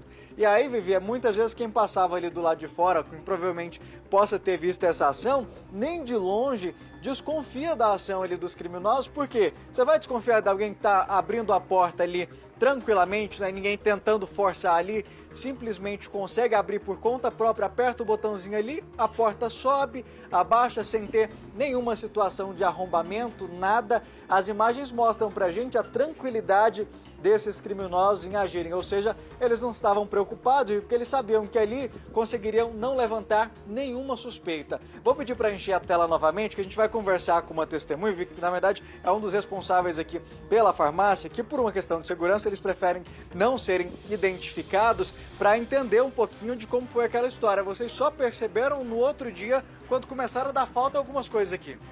Sim, eu abri a loja pela manhã, observei que estava um tapete um pouco retirado lá fora da loja, achei estranho, mas tudo bem. Adentrar a loja, observei perfumes no chão, achei estranho. Aí comecei a observar, no geral, o estoque. Ao vi o caixa remexido, não é coisa que a menina faz, ela é bem organizada. Aí quando eu comecei a observar de longe, a mercadoria faltando. Até imaginei que poderia ter levado para outra loja. Mas aí depois a gente viu que não foi aquilo ali.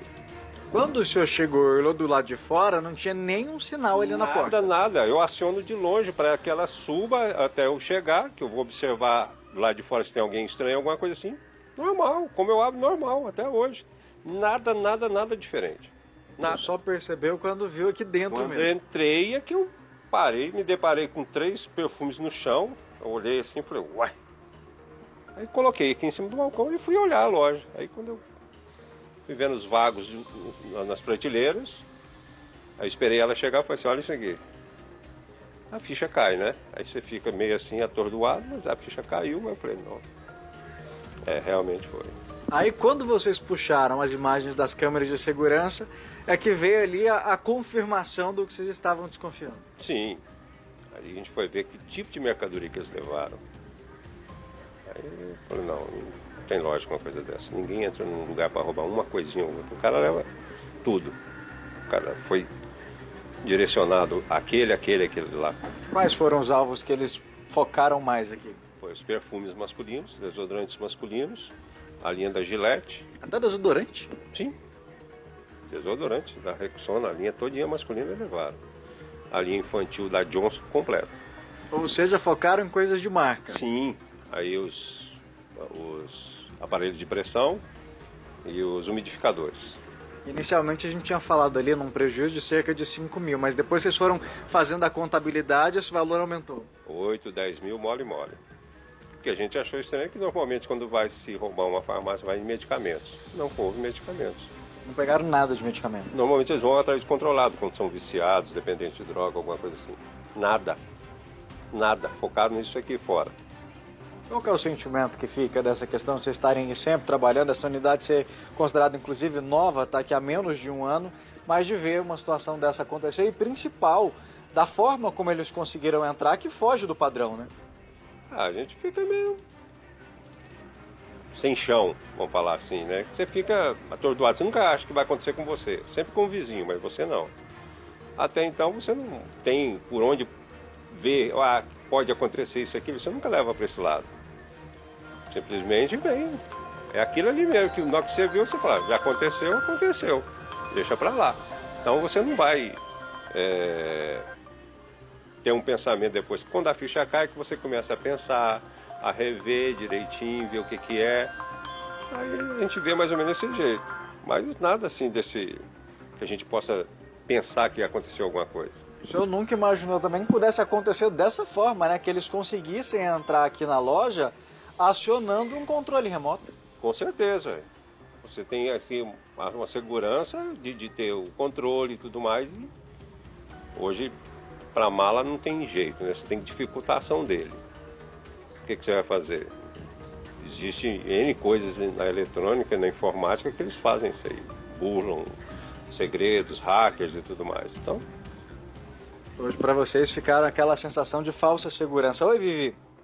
Maicon, até o que você chama muita atenção aí em relação ao controle remoto é o que a gente fica se perguntando, né? O que pode ter acontecido, porque volta e meia a gente inclusive fica receoso com controle remoto ali de portão de casa, né? E agora a gente vê aí na farmácia o prejuízo que trouxe.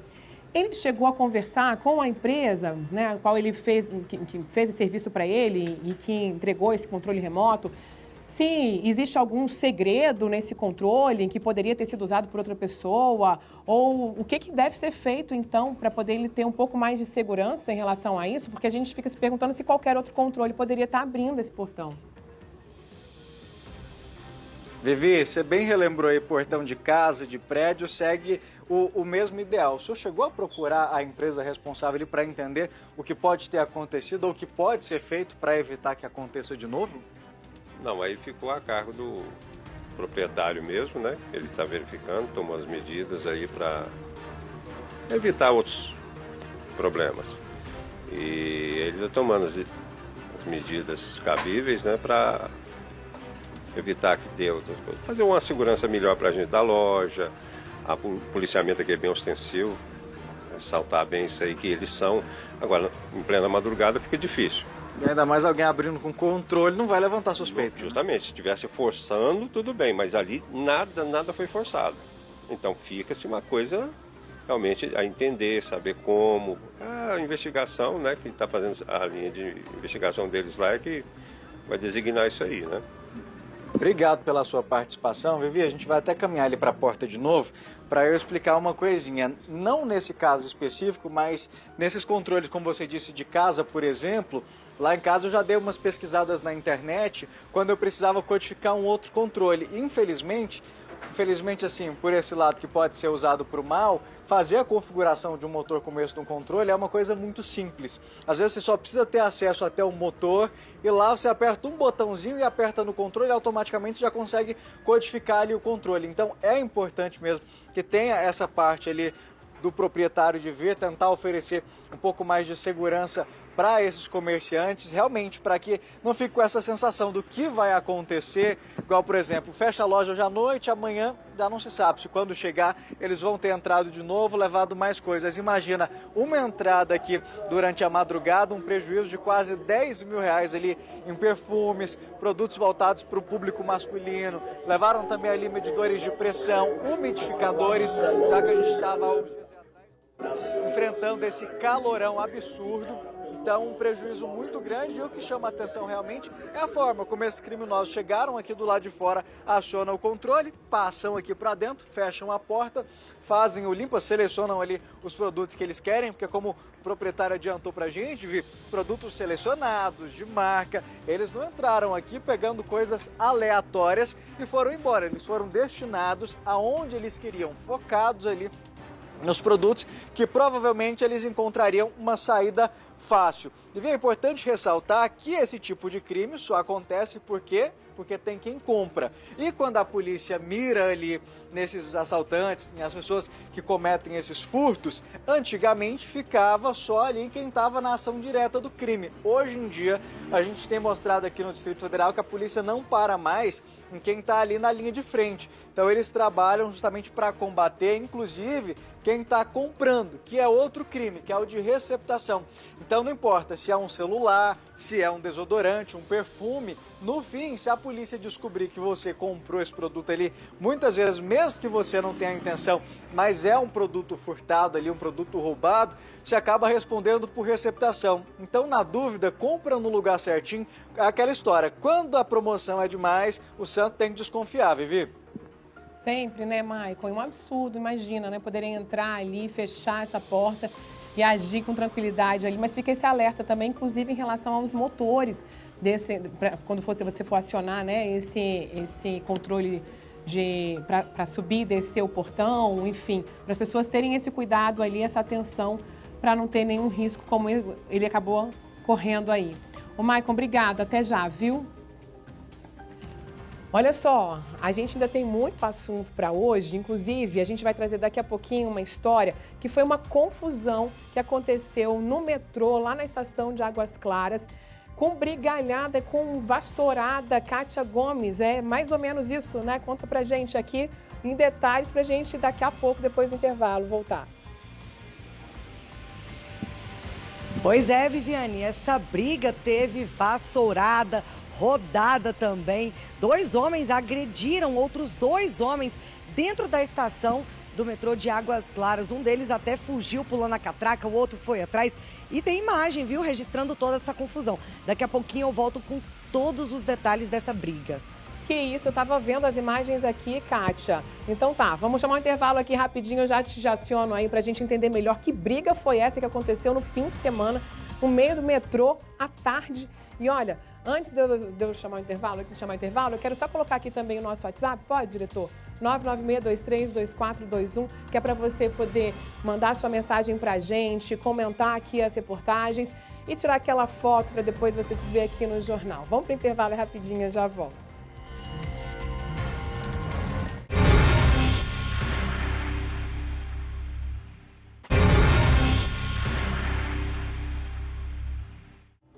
Estamos de volta e você que está chegando agora, seja muito bem-vindo. A gente tem muito que conversar, viu? Até ali, perto das 2 da tarde. E eu vou trazer uma notícia para vocês que, olha só, gente, um homem foi preso depois de tentar envenenar a esposa e 2 crianças, um enteado de 8 anos e um amigo dele. O crime foi nesse domingo, lá no Riacho Fundo 2. O autor, que foi preso, deu bolinhos de chuva para as vítimas, que começaram a passar mal com intoxicação aguda. E a prisão foi feita pela 29ª Delegacia de Polícia. Sobre esse caso, eu vou conversar agora com a delegada Valma Milograna. Boa tarde, delegada. Obrigada por participar com a gente aqui para esclarecer, né, esse caso. Como é que a polícia descobriu esse envenenamento? Boa tarde, Viviane. Uma amiga da vítima compareceu à delegacia dizendo que ela acreditava que a vítima e as 2 crianças haviam sido envenenadas pelo esposo dela. Quando chegou o conhecimento da unidade, os policiais, nós já começamos com as diligências, comparecemos à UPA, onde todos haviam sido encaminhados para receber socorro. Lá uma médica relatou que aparentemente não era uma intoxicação alimentar, que se tratava de uma intoxicação possivelmente química. Os policiais foram à casa da vítima e lá localizaram, né, escondido uma cartela de clonazepam, medicamento controlado, de 30 comprimidos vazia. Obrigada. E ele já tinha alguma ocorrência por violência contra essa mulher, contra essa família? Não, ela nunca havia registrado ocorrência policial, apesar dela estar sofrendo violência psicológica desde o início do relacionamento, iniciado há 4 anos. Há 4 meses ela manifestou interesse em se divorciar, né, do ofensor. Ele disse que não aceitaria o divórcio de forma alguma. Ela pediu que ele deixasse a casa onde eles moram, onde inclusive é ela que arca com o pagamento do aluguel. Ele disse que não ia sair, mas ela, com vergonha de demonstrar, de falar para as pessoas a violência que ela vinha sofrendo, ela não registrou ocorrência policial. E o que ele disse depois que ele foi preso em relação a essa tentativa de envenenamento? Ele disse que, na verdade, queria se auto-exterminar, que ele havia colocado a medicação no recipiente com leite na noite anterior para se matar, mas ele não explicou o porquê de ter tentado matar também a sua esposa, o enteado e o colega da criança. Porque ele chegou a colocar esse remédio dentro desse bolinho, não é isso? Sim, ele colocou dentro do recipiente com leite e esse leite foi usado para fazer o bolinho de chuva que todo mundo consumiu, menos ele. A vítima disse que ele não consumiu, não tomou o leite e não consumiu o bolinho. O que já se contradiz, né? Porque ele disse primeiro que colocou o veneno ali no leite para que ele pudesse tomar. Foi um que não tomou? Sim, não tomou. A intenção dele era clara. Era matar a esposa, a vítima e o seu enteado. E ele nem se preocupou de uma criança que estava no local, que não tinha nenhum vínculo com ele, que também, se não tivesse sido socorrido a tempo, teria vindo a óbito. E essa esposa, né, a vítima com o filho e esse amiguinho do filho, foram levados então para atendimento no hospital. E como é que está a situação deles agora? Após eles terem consumido esse alimento, o leite, todos eles foram para a igreja. E quando eles desceram no estacionamento dessa igreja, todos eles já começaram a sentir muito mal. Uma amiga chamou uma ambulância que socorreu a ofendida e o ofensor. O ofensor simulou também estar passando mal. Foram à UPA. Na UPA, eles receberam os primeiros socorros. As crianças foram transferidas para um hospital porque o estado delas era mais crítico. E a vítima, né, e o autor, após receber os primeiros medicamentos, foram liberados. E ela nem imaginou que pudesse ter sido por conta desse bolinho. Se não tivesse tido essa informação depois. Não, ela imaginou. Ela disse que assim que ela consumiu e que ela começou a passar mal, ela chegou a perguntar para o ofensor: você colocou coisa aí para me matar? E ele negou e foram para a igreja porque ela teve uma dúvida, mas ela não tinha essa certeza. Foi quando começaram a passar muito mal. Quer dizer, para ela chegar a fazer essa pergunta para ele, né? Ele já tinha tido alguns casos ali de violência, mas já tinha tentado matá-la em alguma outra situação, usando alguma arma, ou nessa situação aí, né? Que ele estava querendo encobrir que tinha realmente colocado um veneno no bolinho? Não, ela disse que durante a convivência nunca houve agressões físicas. Existiam muitas agressões verbais, psicológicas. Ele era muito possessivo, muito ciumento. E ela já tinha, né, como eu disse, há 4 meses pedido o divórcio e ele disse que não aceitava. Então ela ficou tentando resolver isso pacificamente, com a ajuda da entidade religiosa que ela frequenta e porque ela relatou ter muita vergonha de contar os fatos que ela havia sido vítima. Porque o ofensor na entidade religiosa que eles frequentam é tido como um marido exemplar. Então ela tinha muita vergonha disso e deixou de fazer o que era devido, o quê? Buscar o auxílio da polícia, né? E deixou de registrar uma ocorrência, pedir medidas protetivas que iriam provavelmente livrar dessa situação. Como a gente sempre reforça a importância de fazer essa denúncia, de registrar realmente uma ocorrência. Eu sei que às vezes não é fácil, né, contra uma pessoa ali que ela tem um sentimento pela pessoa, às vezes tem medo também em relação a isso, mas a gente está vendo que já são 25 feminicídios aqui no DF até hoje, quase mais um em relação a essa mulher. Sim, quase mais um, pela falta dela de coragem de denunciar os abusos que ela vinha sofrendo. Né? E é muito importante também, inclusive, as entidades religiosas de qualquer natureza que deem esse apoio à mulher, que ela saiba diferenciar, que ela pode buscar o seu apoio espiritual, religioso, mas ela precisa buscar segurança com a polícia, precisa buscar o auxílio do judiciário, para que ela possa se proteger de uma pessoa, de um perfil como esse autor, que ela nunca, em que pese ela ter, no momento, desconfiado que ele havia envenenado a comida, ela provavelmente nunca achou que ele fosse capaz de fazer isso que ele fez. Até para ela fazer essa pergunta logo ali, né, no início, se ele tinha feito isso com ela, é porque já demonstrava ali que não era uma pessoa que ela poderia confiar e que ela já tinha medo. Lá na igreja, e essas outras testemunhas, os amigos, eles nunca desconfiaram de nada para tentar ajudar ou orientá-la a fazer esse tipo de denúncia. Não temos informações precisas sobre isso. Ela disse que estava tentando resolver isso com apoio dos amigos, dos familiares, né, do núcleo religioso dela. Eu não sei qual foi a orientação que ela recebeu nesse sentido.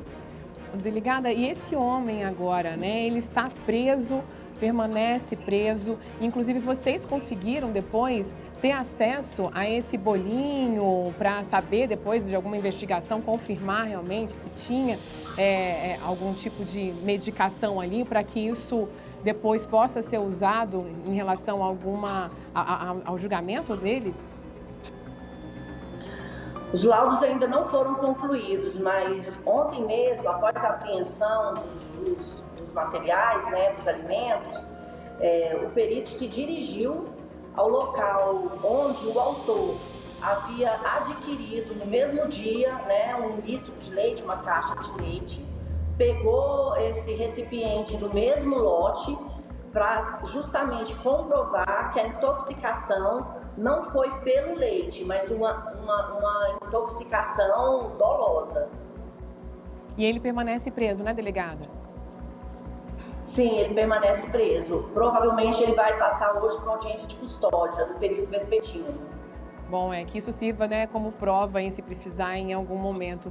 Delegada, muito obrigada, viu, pela participação aqui, por trazer esses detalhes para a gente desse caso. Obrigada a vocês por essa oportunidade.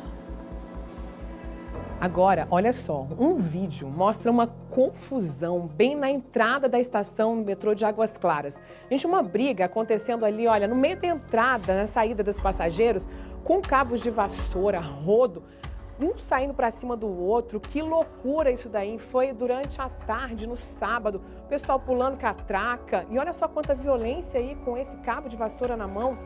Vamos conversar com a Kátia Gomes para poder explicar para a gente aqui. Kátia, a gente sabe o que motivou essa violência toda ali no meio da tarde para essa briga?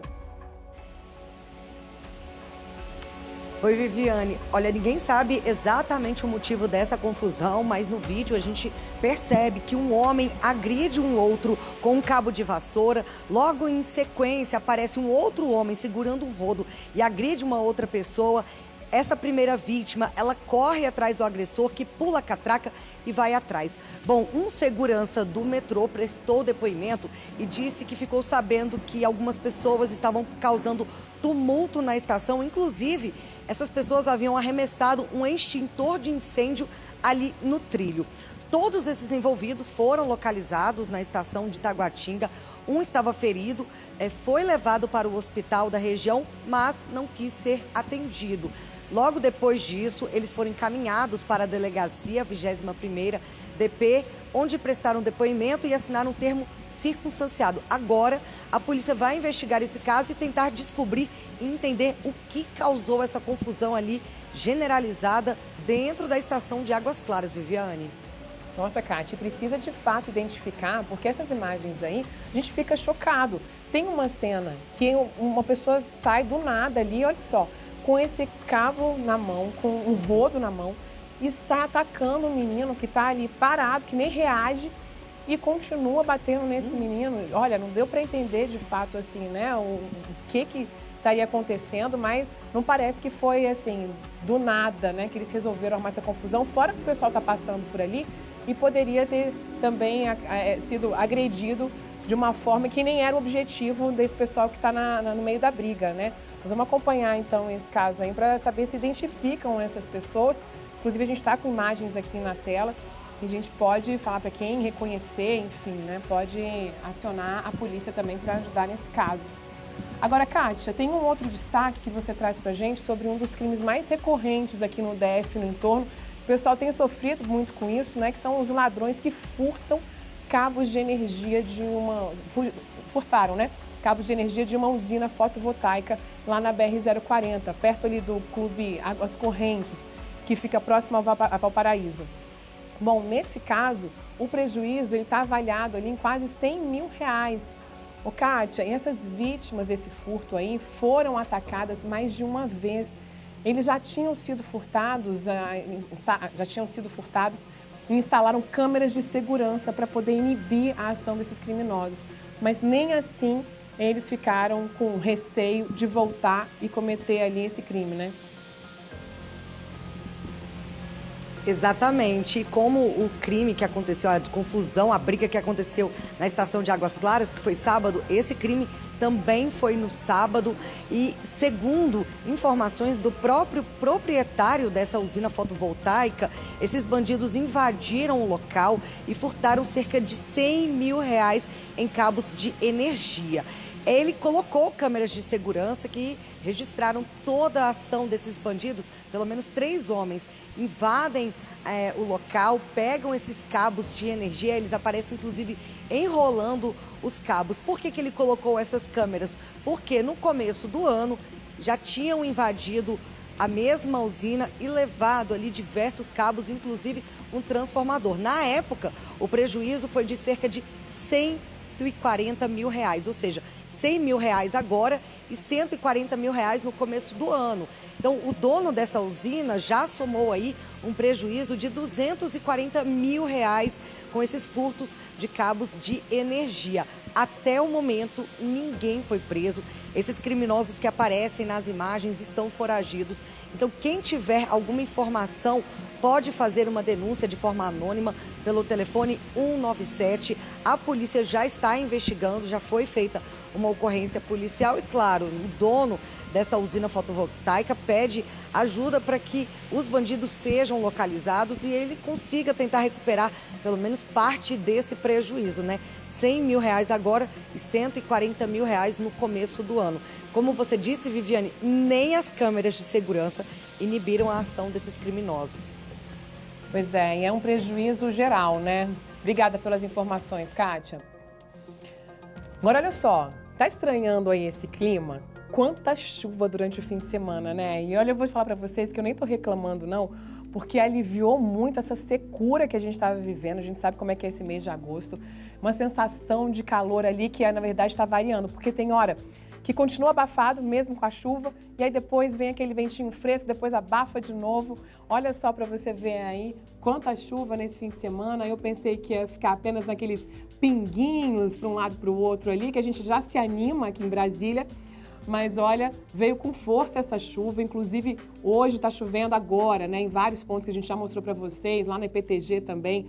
Caiu com vontade em vários pontos na sexta-feira. Essas imagens aí, inclusive, que a gente recebeu várias imagens do pessoal pelo WhatsApp mostrando como é que foi no fim de semana, né? Tem, inclusive, olha só, uma mensagem aqui que a gente recebeu da Ana Carolina, que ela mandou pra gente pelo nosso WhatsApp. Ela mandou uma fotinho falando, olha só, aqui no setor de mansões Sobradinho 2, foi muita chuva. E aí ela tirou a foto aqui e mandou pra gente. Ana Carolina, obrigada por participar aqui com a gente. A gente mostrou vários vídeos agora há pouco, em pontos diferentes no DF.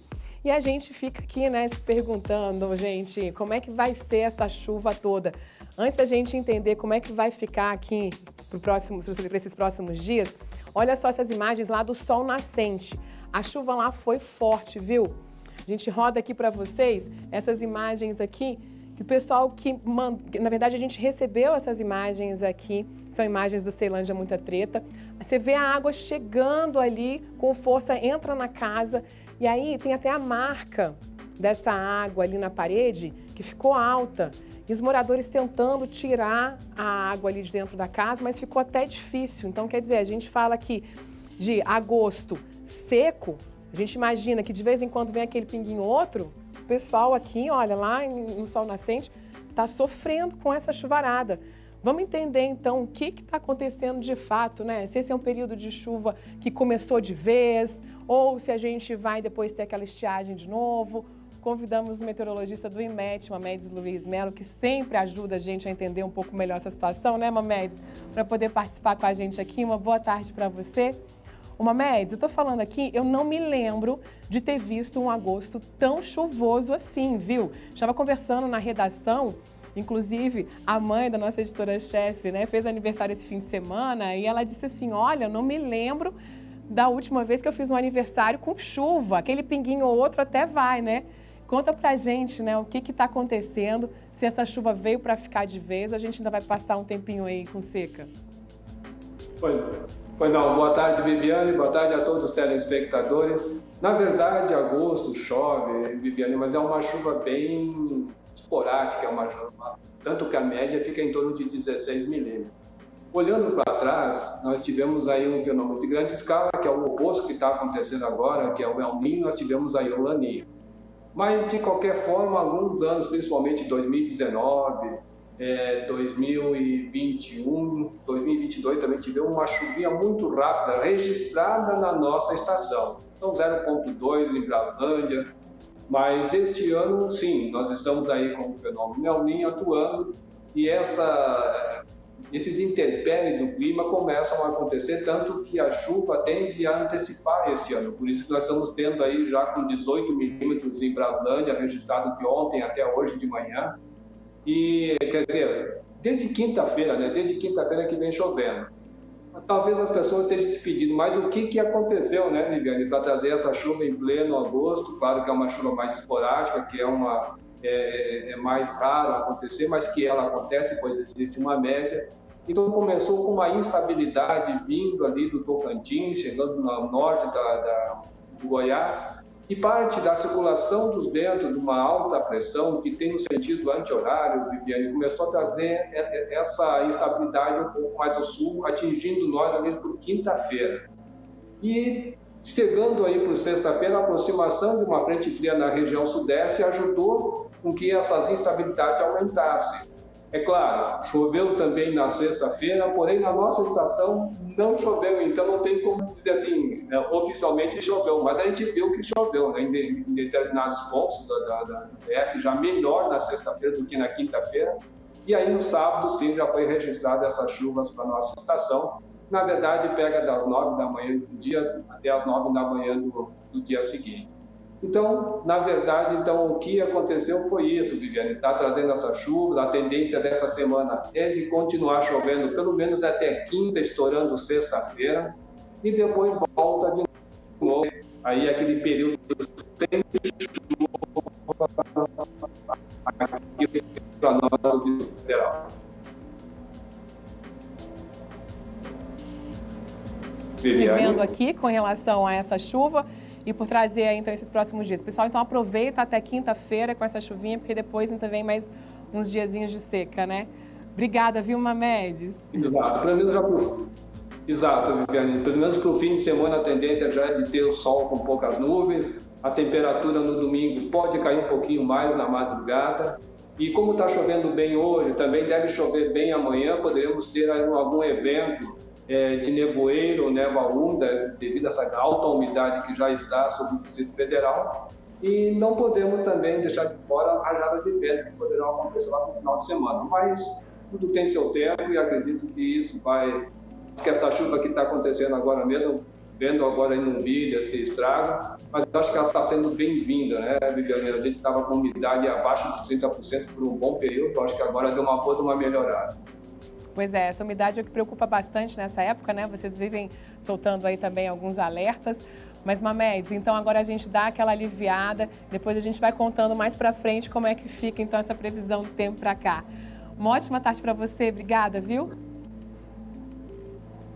Olha só, Viviane, na verdade, vamos dizer assim, como a chuva está nessa semana, então ainda pode acontecer. Já para setembro em diante, a tendência é dar uma secada de novo.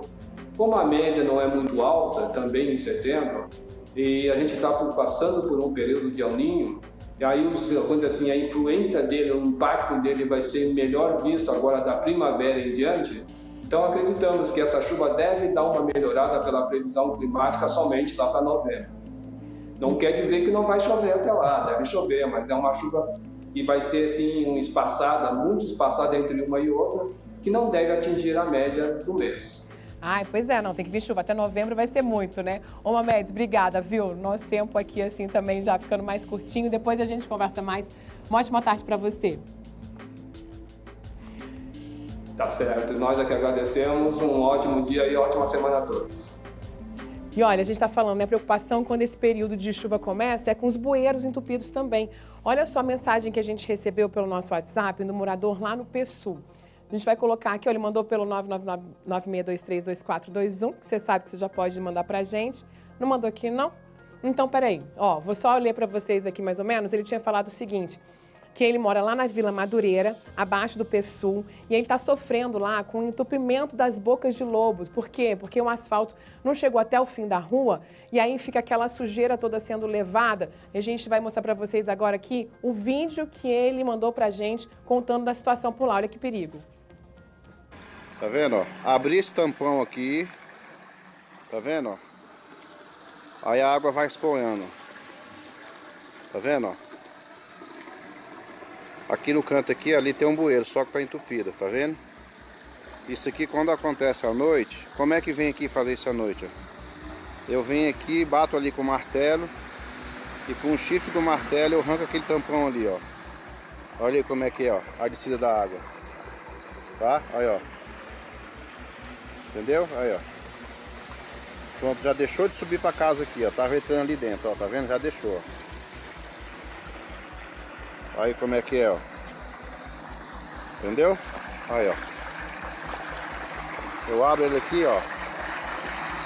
Aí, a água todinha de lá, ó, ela vem pra cá, ó. Gente, olha que perigo, né? Porque aquela imagem que a gente está vendo ali, ele abriu aquela tampa que é do esgoto e está indo com força a água. Quer dizer, um perigo para ele, um perigo para quem está passando por ali. E a nossa produção, viu, Rogério, entrou em contato com a administração do Sol Nascente.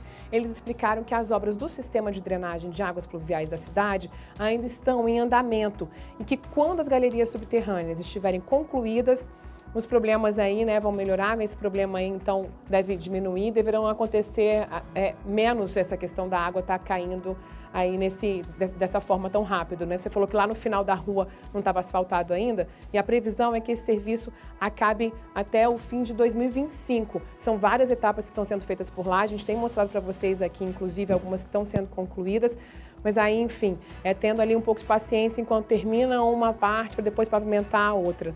Espero que consiga resolver o quanto antes. Você também tem alguma sugestão de reportagem, manda pra gente pelo nosso WhatsApp, tá? Agora, olha só, um idoso de 93 anos que estava desaparecido, infelizmente foi encontrado sem vida nesse domingo. O corpo do seu Adão Cordeiro Maciel estava em uma reserva ecológica do Guará. Eu vou chamar agora a Vanessa Vitória, que tem mais informações desse caso pra gente. Vanessa, olha só, seu Adão deixa aí 14 filhos, é isso mesmo? A gente chegou a receber, né, imagens dele no fim de semana, a família procurando, querendo entender onde que ele poderia estar e, de repente, encontraram ele morto. O que foi que aconteceu? Oi, Vivi, boa tarde para você de novo, para todo mundo que está com a gente. Então, Vivi, é a notícia que a gente não queria dar, né? Inclusive, eu liguei para o filho dele, o Nivaldo, falando que nós gostaríamos de estar reencontrando, né, indo lá, a família, mostrando o reencontro, né, na verdade, da família com o seu Adão, mas infelizmente não foi isso que aconteceu. Nessas imagens, Vivi, que a família conseguiu no sábado, é possível ver ali o seu Adão andando aqui pelo Guará, inclusive em alguns pontos ele chega a colocar as mãos no muro de uma casa, em um outro ponto ele chega a colocar as mãos em um poste. Então a sensação que dá é de que ele estava mancando, de que ele não estava se sentindo bem. Até algumas pessoas passam ali por ele, a gente fica ali, né, falando, que alguém pergunte, que alguém fale, oi senhor, tá tudo bem, tá acontecendo alguma coisa? Mas as pessoas realmente não notaram que ele estava ali meio andando muito devagar, encostando ali nas paredes, encostando nas coisas. Mas o que aconteceu? A família teve acesso a essas imagens no sábado e no domingo decidiu fazer buscas, né, ontem, por conta própria. E foi por volta de 8h40 da manhã que um filho dele encontrou o corpo. Não foi o Nivaldo que eu liguei, foi um outro filho, família grande aí, com muita gente. E aí todo mundo saiu para procurar. E ele estava numa área, ele foi encontrado numa área de reserva aqui no Guará, na QE 3 do Guará 1. Mais ou menos 1 quilômetro da casa dele, que era na QI 7. E aí ele saiu na sexta para cortar o cabelo e depois disso ele nunca mais voltou para casa. E aí ontem a família encontrou ele nessa área de reserva. Eu até perguntei para o filho, não dava para as pessoas que passavam pela rua localizar o corpo dele e falar, nossa, peraí, tem alguém caído ali? Ele falou que não, ele estava a uns 200 metros. Então eles precisaram realmente entrar nessa reserva para conseguir ver que o seu Adão estava caído ali. Ele estava com todos os pertences, inclusive com a carteira com R$300. Então, assim, tudo indica que nada foi levado dele e o corpo também não tinha sinais de violência. Então, também tudo indica que ele realmente não passou por nenhum tipo de tortura, nenhuma agressão, nada disso. Mas as investigações continuam, por isso, inclusive, que a gente está aqui na 4ª Delegacia de Polícia, que fica no Guará. As investigações continuam, porque precisa de uma perícia para concluir. O seu Adão morreu na sexta-feira sexta-feira mesmo, quando ele desapareceu, foi no sábado, foi ainda no domingo, para poder entender quando ele morreu e para poder também entender o que aconteceu com ele, se ele teve uma morte súbita, se ele passou mal. A família acha que ele acabou se perdendo, porque ele não era para ele passar por essa área aí da reserva, não era para ele estar andando por ali. Ele já fazia esses percursos, embora ele tinha 93 anos, percursos próximos da casa dele, ele fazia, de ir ao mercado, de ir ali cortar o cabelo, essas coisas ele fazia. Os familiares até disseram que ele estava sempre com acompanhamento, porque é uma família muito grande. Então tinha sempre alguém ali monitorando, vendo o que ele estava fazendo, mas não tinha aquela pressão também de estar o tempo todo atrás. Há alguns dias, algum tempo, eu acho que até mesmo pela idade, ele às vezes brincava que a hora dele poderia estar chegando, mas aquela coisa mesmo de idoso, da família, né, comentar, fazer aquelas conversas em casa, e o idoso falar, pode ser que minha hora está chegando, mas realmente ele não estava passando mal, ele não saiu de casa se sentindo mal. Eu até perguntei para o filho, lá no barbeiro, ele comentou que estava se sentindo mal, o filho falou, olha, não conversei com esse barbeiro, mas tudo indica que não, até porque se ele tivesse, o próprio barbeiro não teria deixado ele sair de lá, se ele tivesse comentado que estava sentindo alguma dor, alguma coisa assim, ele não teria saído da barbearia, não teria voltado para casa sozinho, teríamos chamado algum familiar. Então, assim, tudo indica que ele saiu muito bem de casa e que ele estava bem ainda no momento que ele cortou o cabelo, mas realmente essas imagens mostram ele ali numa situação que, assim, não é muito comum, que a família não estava acostumada, ele andando mancando, ele segurando pelas coisas. Então, infelizmente, realmente, o seu Adão, a notícia é essa, que ele morreu. Que dia foi? Agora realmente a perícia vai fazer essa conclusão e essa investigação aí para a gente entender se ele passou um tempo até inclusive passando mal ali, sem nenhuma assistência, mas a família realmente acredita que ele se perdeu, viu, Vivi? A gente vai agora escutar o que disse o Major Michelo, porta-voz aí da Polícia Militar, sobre os cuidados, né, que as pessoas que têm algum idoso em casa precisam ter. Vamos conferir. Em relação às pessoas que se perdem como idosos, né, pessoas que têm algum problema, a Polícia Militar passa a seguinte dica. É a mesma situação de quando as pessoas levam as crianças para grandes eventos, como o Carnaval, que a gente tem a carteirinha de identificação infantil e a pulseira de identificação infantil. Você pode fazer essa mesma estratégia. Coloca uma carteira de identificação no idoso, deixa com ele. Uma pulseira também, a pulseira até melhor, porque facilita para quem achar. E tem outros meios mais tecnológicos, como rastreadores, né, GPS. Você hoje tem GPS aí do tamanho de uma moeda, é um rastreador do tamanho de uma moeda, tem relógios que rastreiam celulares e outros equipamentos também. Então, se você puder adquirir, também é muito útil. E na hora que ele se perder, você viu que ele se perdeu, já passou um certo período, registre a ocorrência na delegacia da Polícia Civil e acione a Polícia Militar. E também faça o que a maioria das pessoas fazem, que é divulgar nas redes sociais que o idoso está perdido, que a pessoa está perdida, para que a Polícia Militar possa procurar também. Ajuda muito a Polícia Militar com a foto, com a imagem, e as pessoas também acabam ligando no 190 e a gente localizando essa pessoa. Então essas são as principais dicas aí nesse tipo de situação.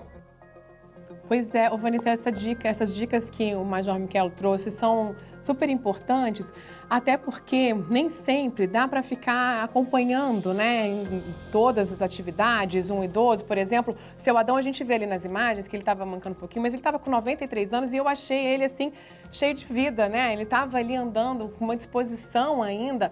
Não tinha ninguém ali com ele, apesar desses 14 filhos, né? Como você disse que ele estava sempre acompanhado ali por alguém monitorando. Mas isso ajuda demais, inclusive, para quando precisar, de repente, sair sozinho, conseguir deixar essa pessoa até se sentindo ali mais independente, né? Vivi, olha só, uma família numerosa, né, vem filhos e netos, então vai crescendo ainda mais. O que acontece? Eu estava até comentando com o filho dele, por exemplo, eu tenho meu pai que é idoso, ele até veio aqui para Brasília esses dias, mas ele mora em Belo Horizonte. Eles têm muita autonomia, muita independência. Meu pai é bem mais novo que o seu Adão, mas assim, ele faz quimioterapia, por exemplo, e ele quer ir sozinho, ele não quer ajuda. Então é muito difícil, às vezes o Michelo está falando ali, colocar, né, uma identificação. O seu Adão, ele até estava com os documentos, né? De repente o GPS para fazer esse monitoramento, porque a área que ele caiu realmente não dava para ver. Quem passava pela rua não conseguia localizar. Ele caiu numa área de mata. Eu até perguntei, será que ele não foi fazer uma caminhada, né? Porque meu pai, por exemplo, ele adora uma caminhadinha. Às vezes nem tá dando conta, mas quer fazer. Ele falou, olha, eu acho que não, porque ele não fazia esse tipo de coisa. Então ele acabou, pode ter perdido a memória, pode ter ficado tão mal ao ponto de entrar nessa área de reserva. Mas o ponto é realmente esse. Os idosos, eles acabam aí querendo muito a independência deles. E eu acho que quando eu chegar nessa faixa etária aí, Vivi, eu também vou querer ser um pouquinho independente. Se eu estiver bem e saudável, eu vou tentar ser o máximo. A gente às vezes não quer ser um peso, né? Mas às vezes precisa de cuidado sim e de monitoramento. Eu volto com você. Ah, é o que a gente mais pede, né? Que a gente possa ir até o fim da vida, vendo muito e bem, né? Obrigada, viu, Vanessa? Nossos sentimentos a toda a família aí do seu Adão. Bom, por hoje é isso. Muito obrigada pela companhia. Vamos seguir juntos na semana. Uma ótima tarde para você. Antes de encerrar, eu queria chamar imagens belíssimas do nosso repórter cinematográfico, Rogério Silva, o nosso dentinho. Ele passou com um drone na entrada de Águas Lindas de Goiás, perto do viaduto, e fez essas imagens do sol quando estava amanhecendo ali entre a névoa. Uma cena típica para esse mês de agosto. Bom, aproveitem então um dia. Fiquem agora com o SBT Esporte Brasília. Um beijo. Até amanhã.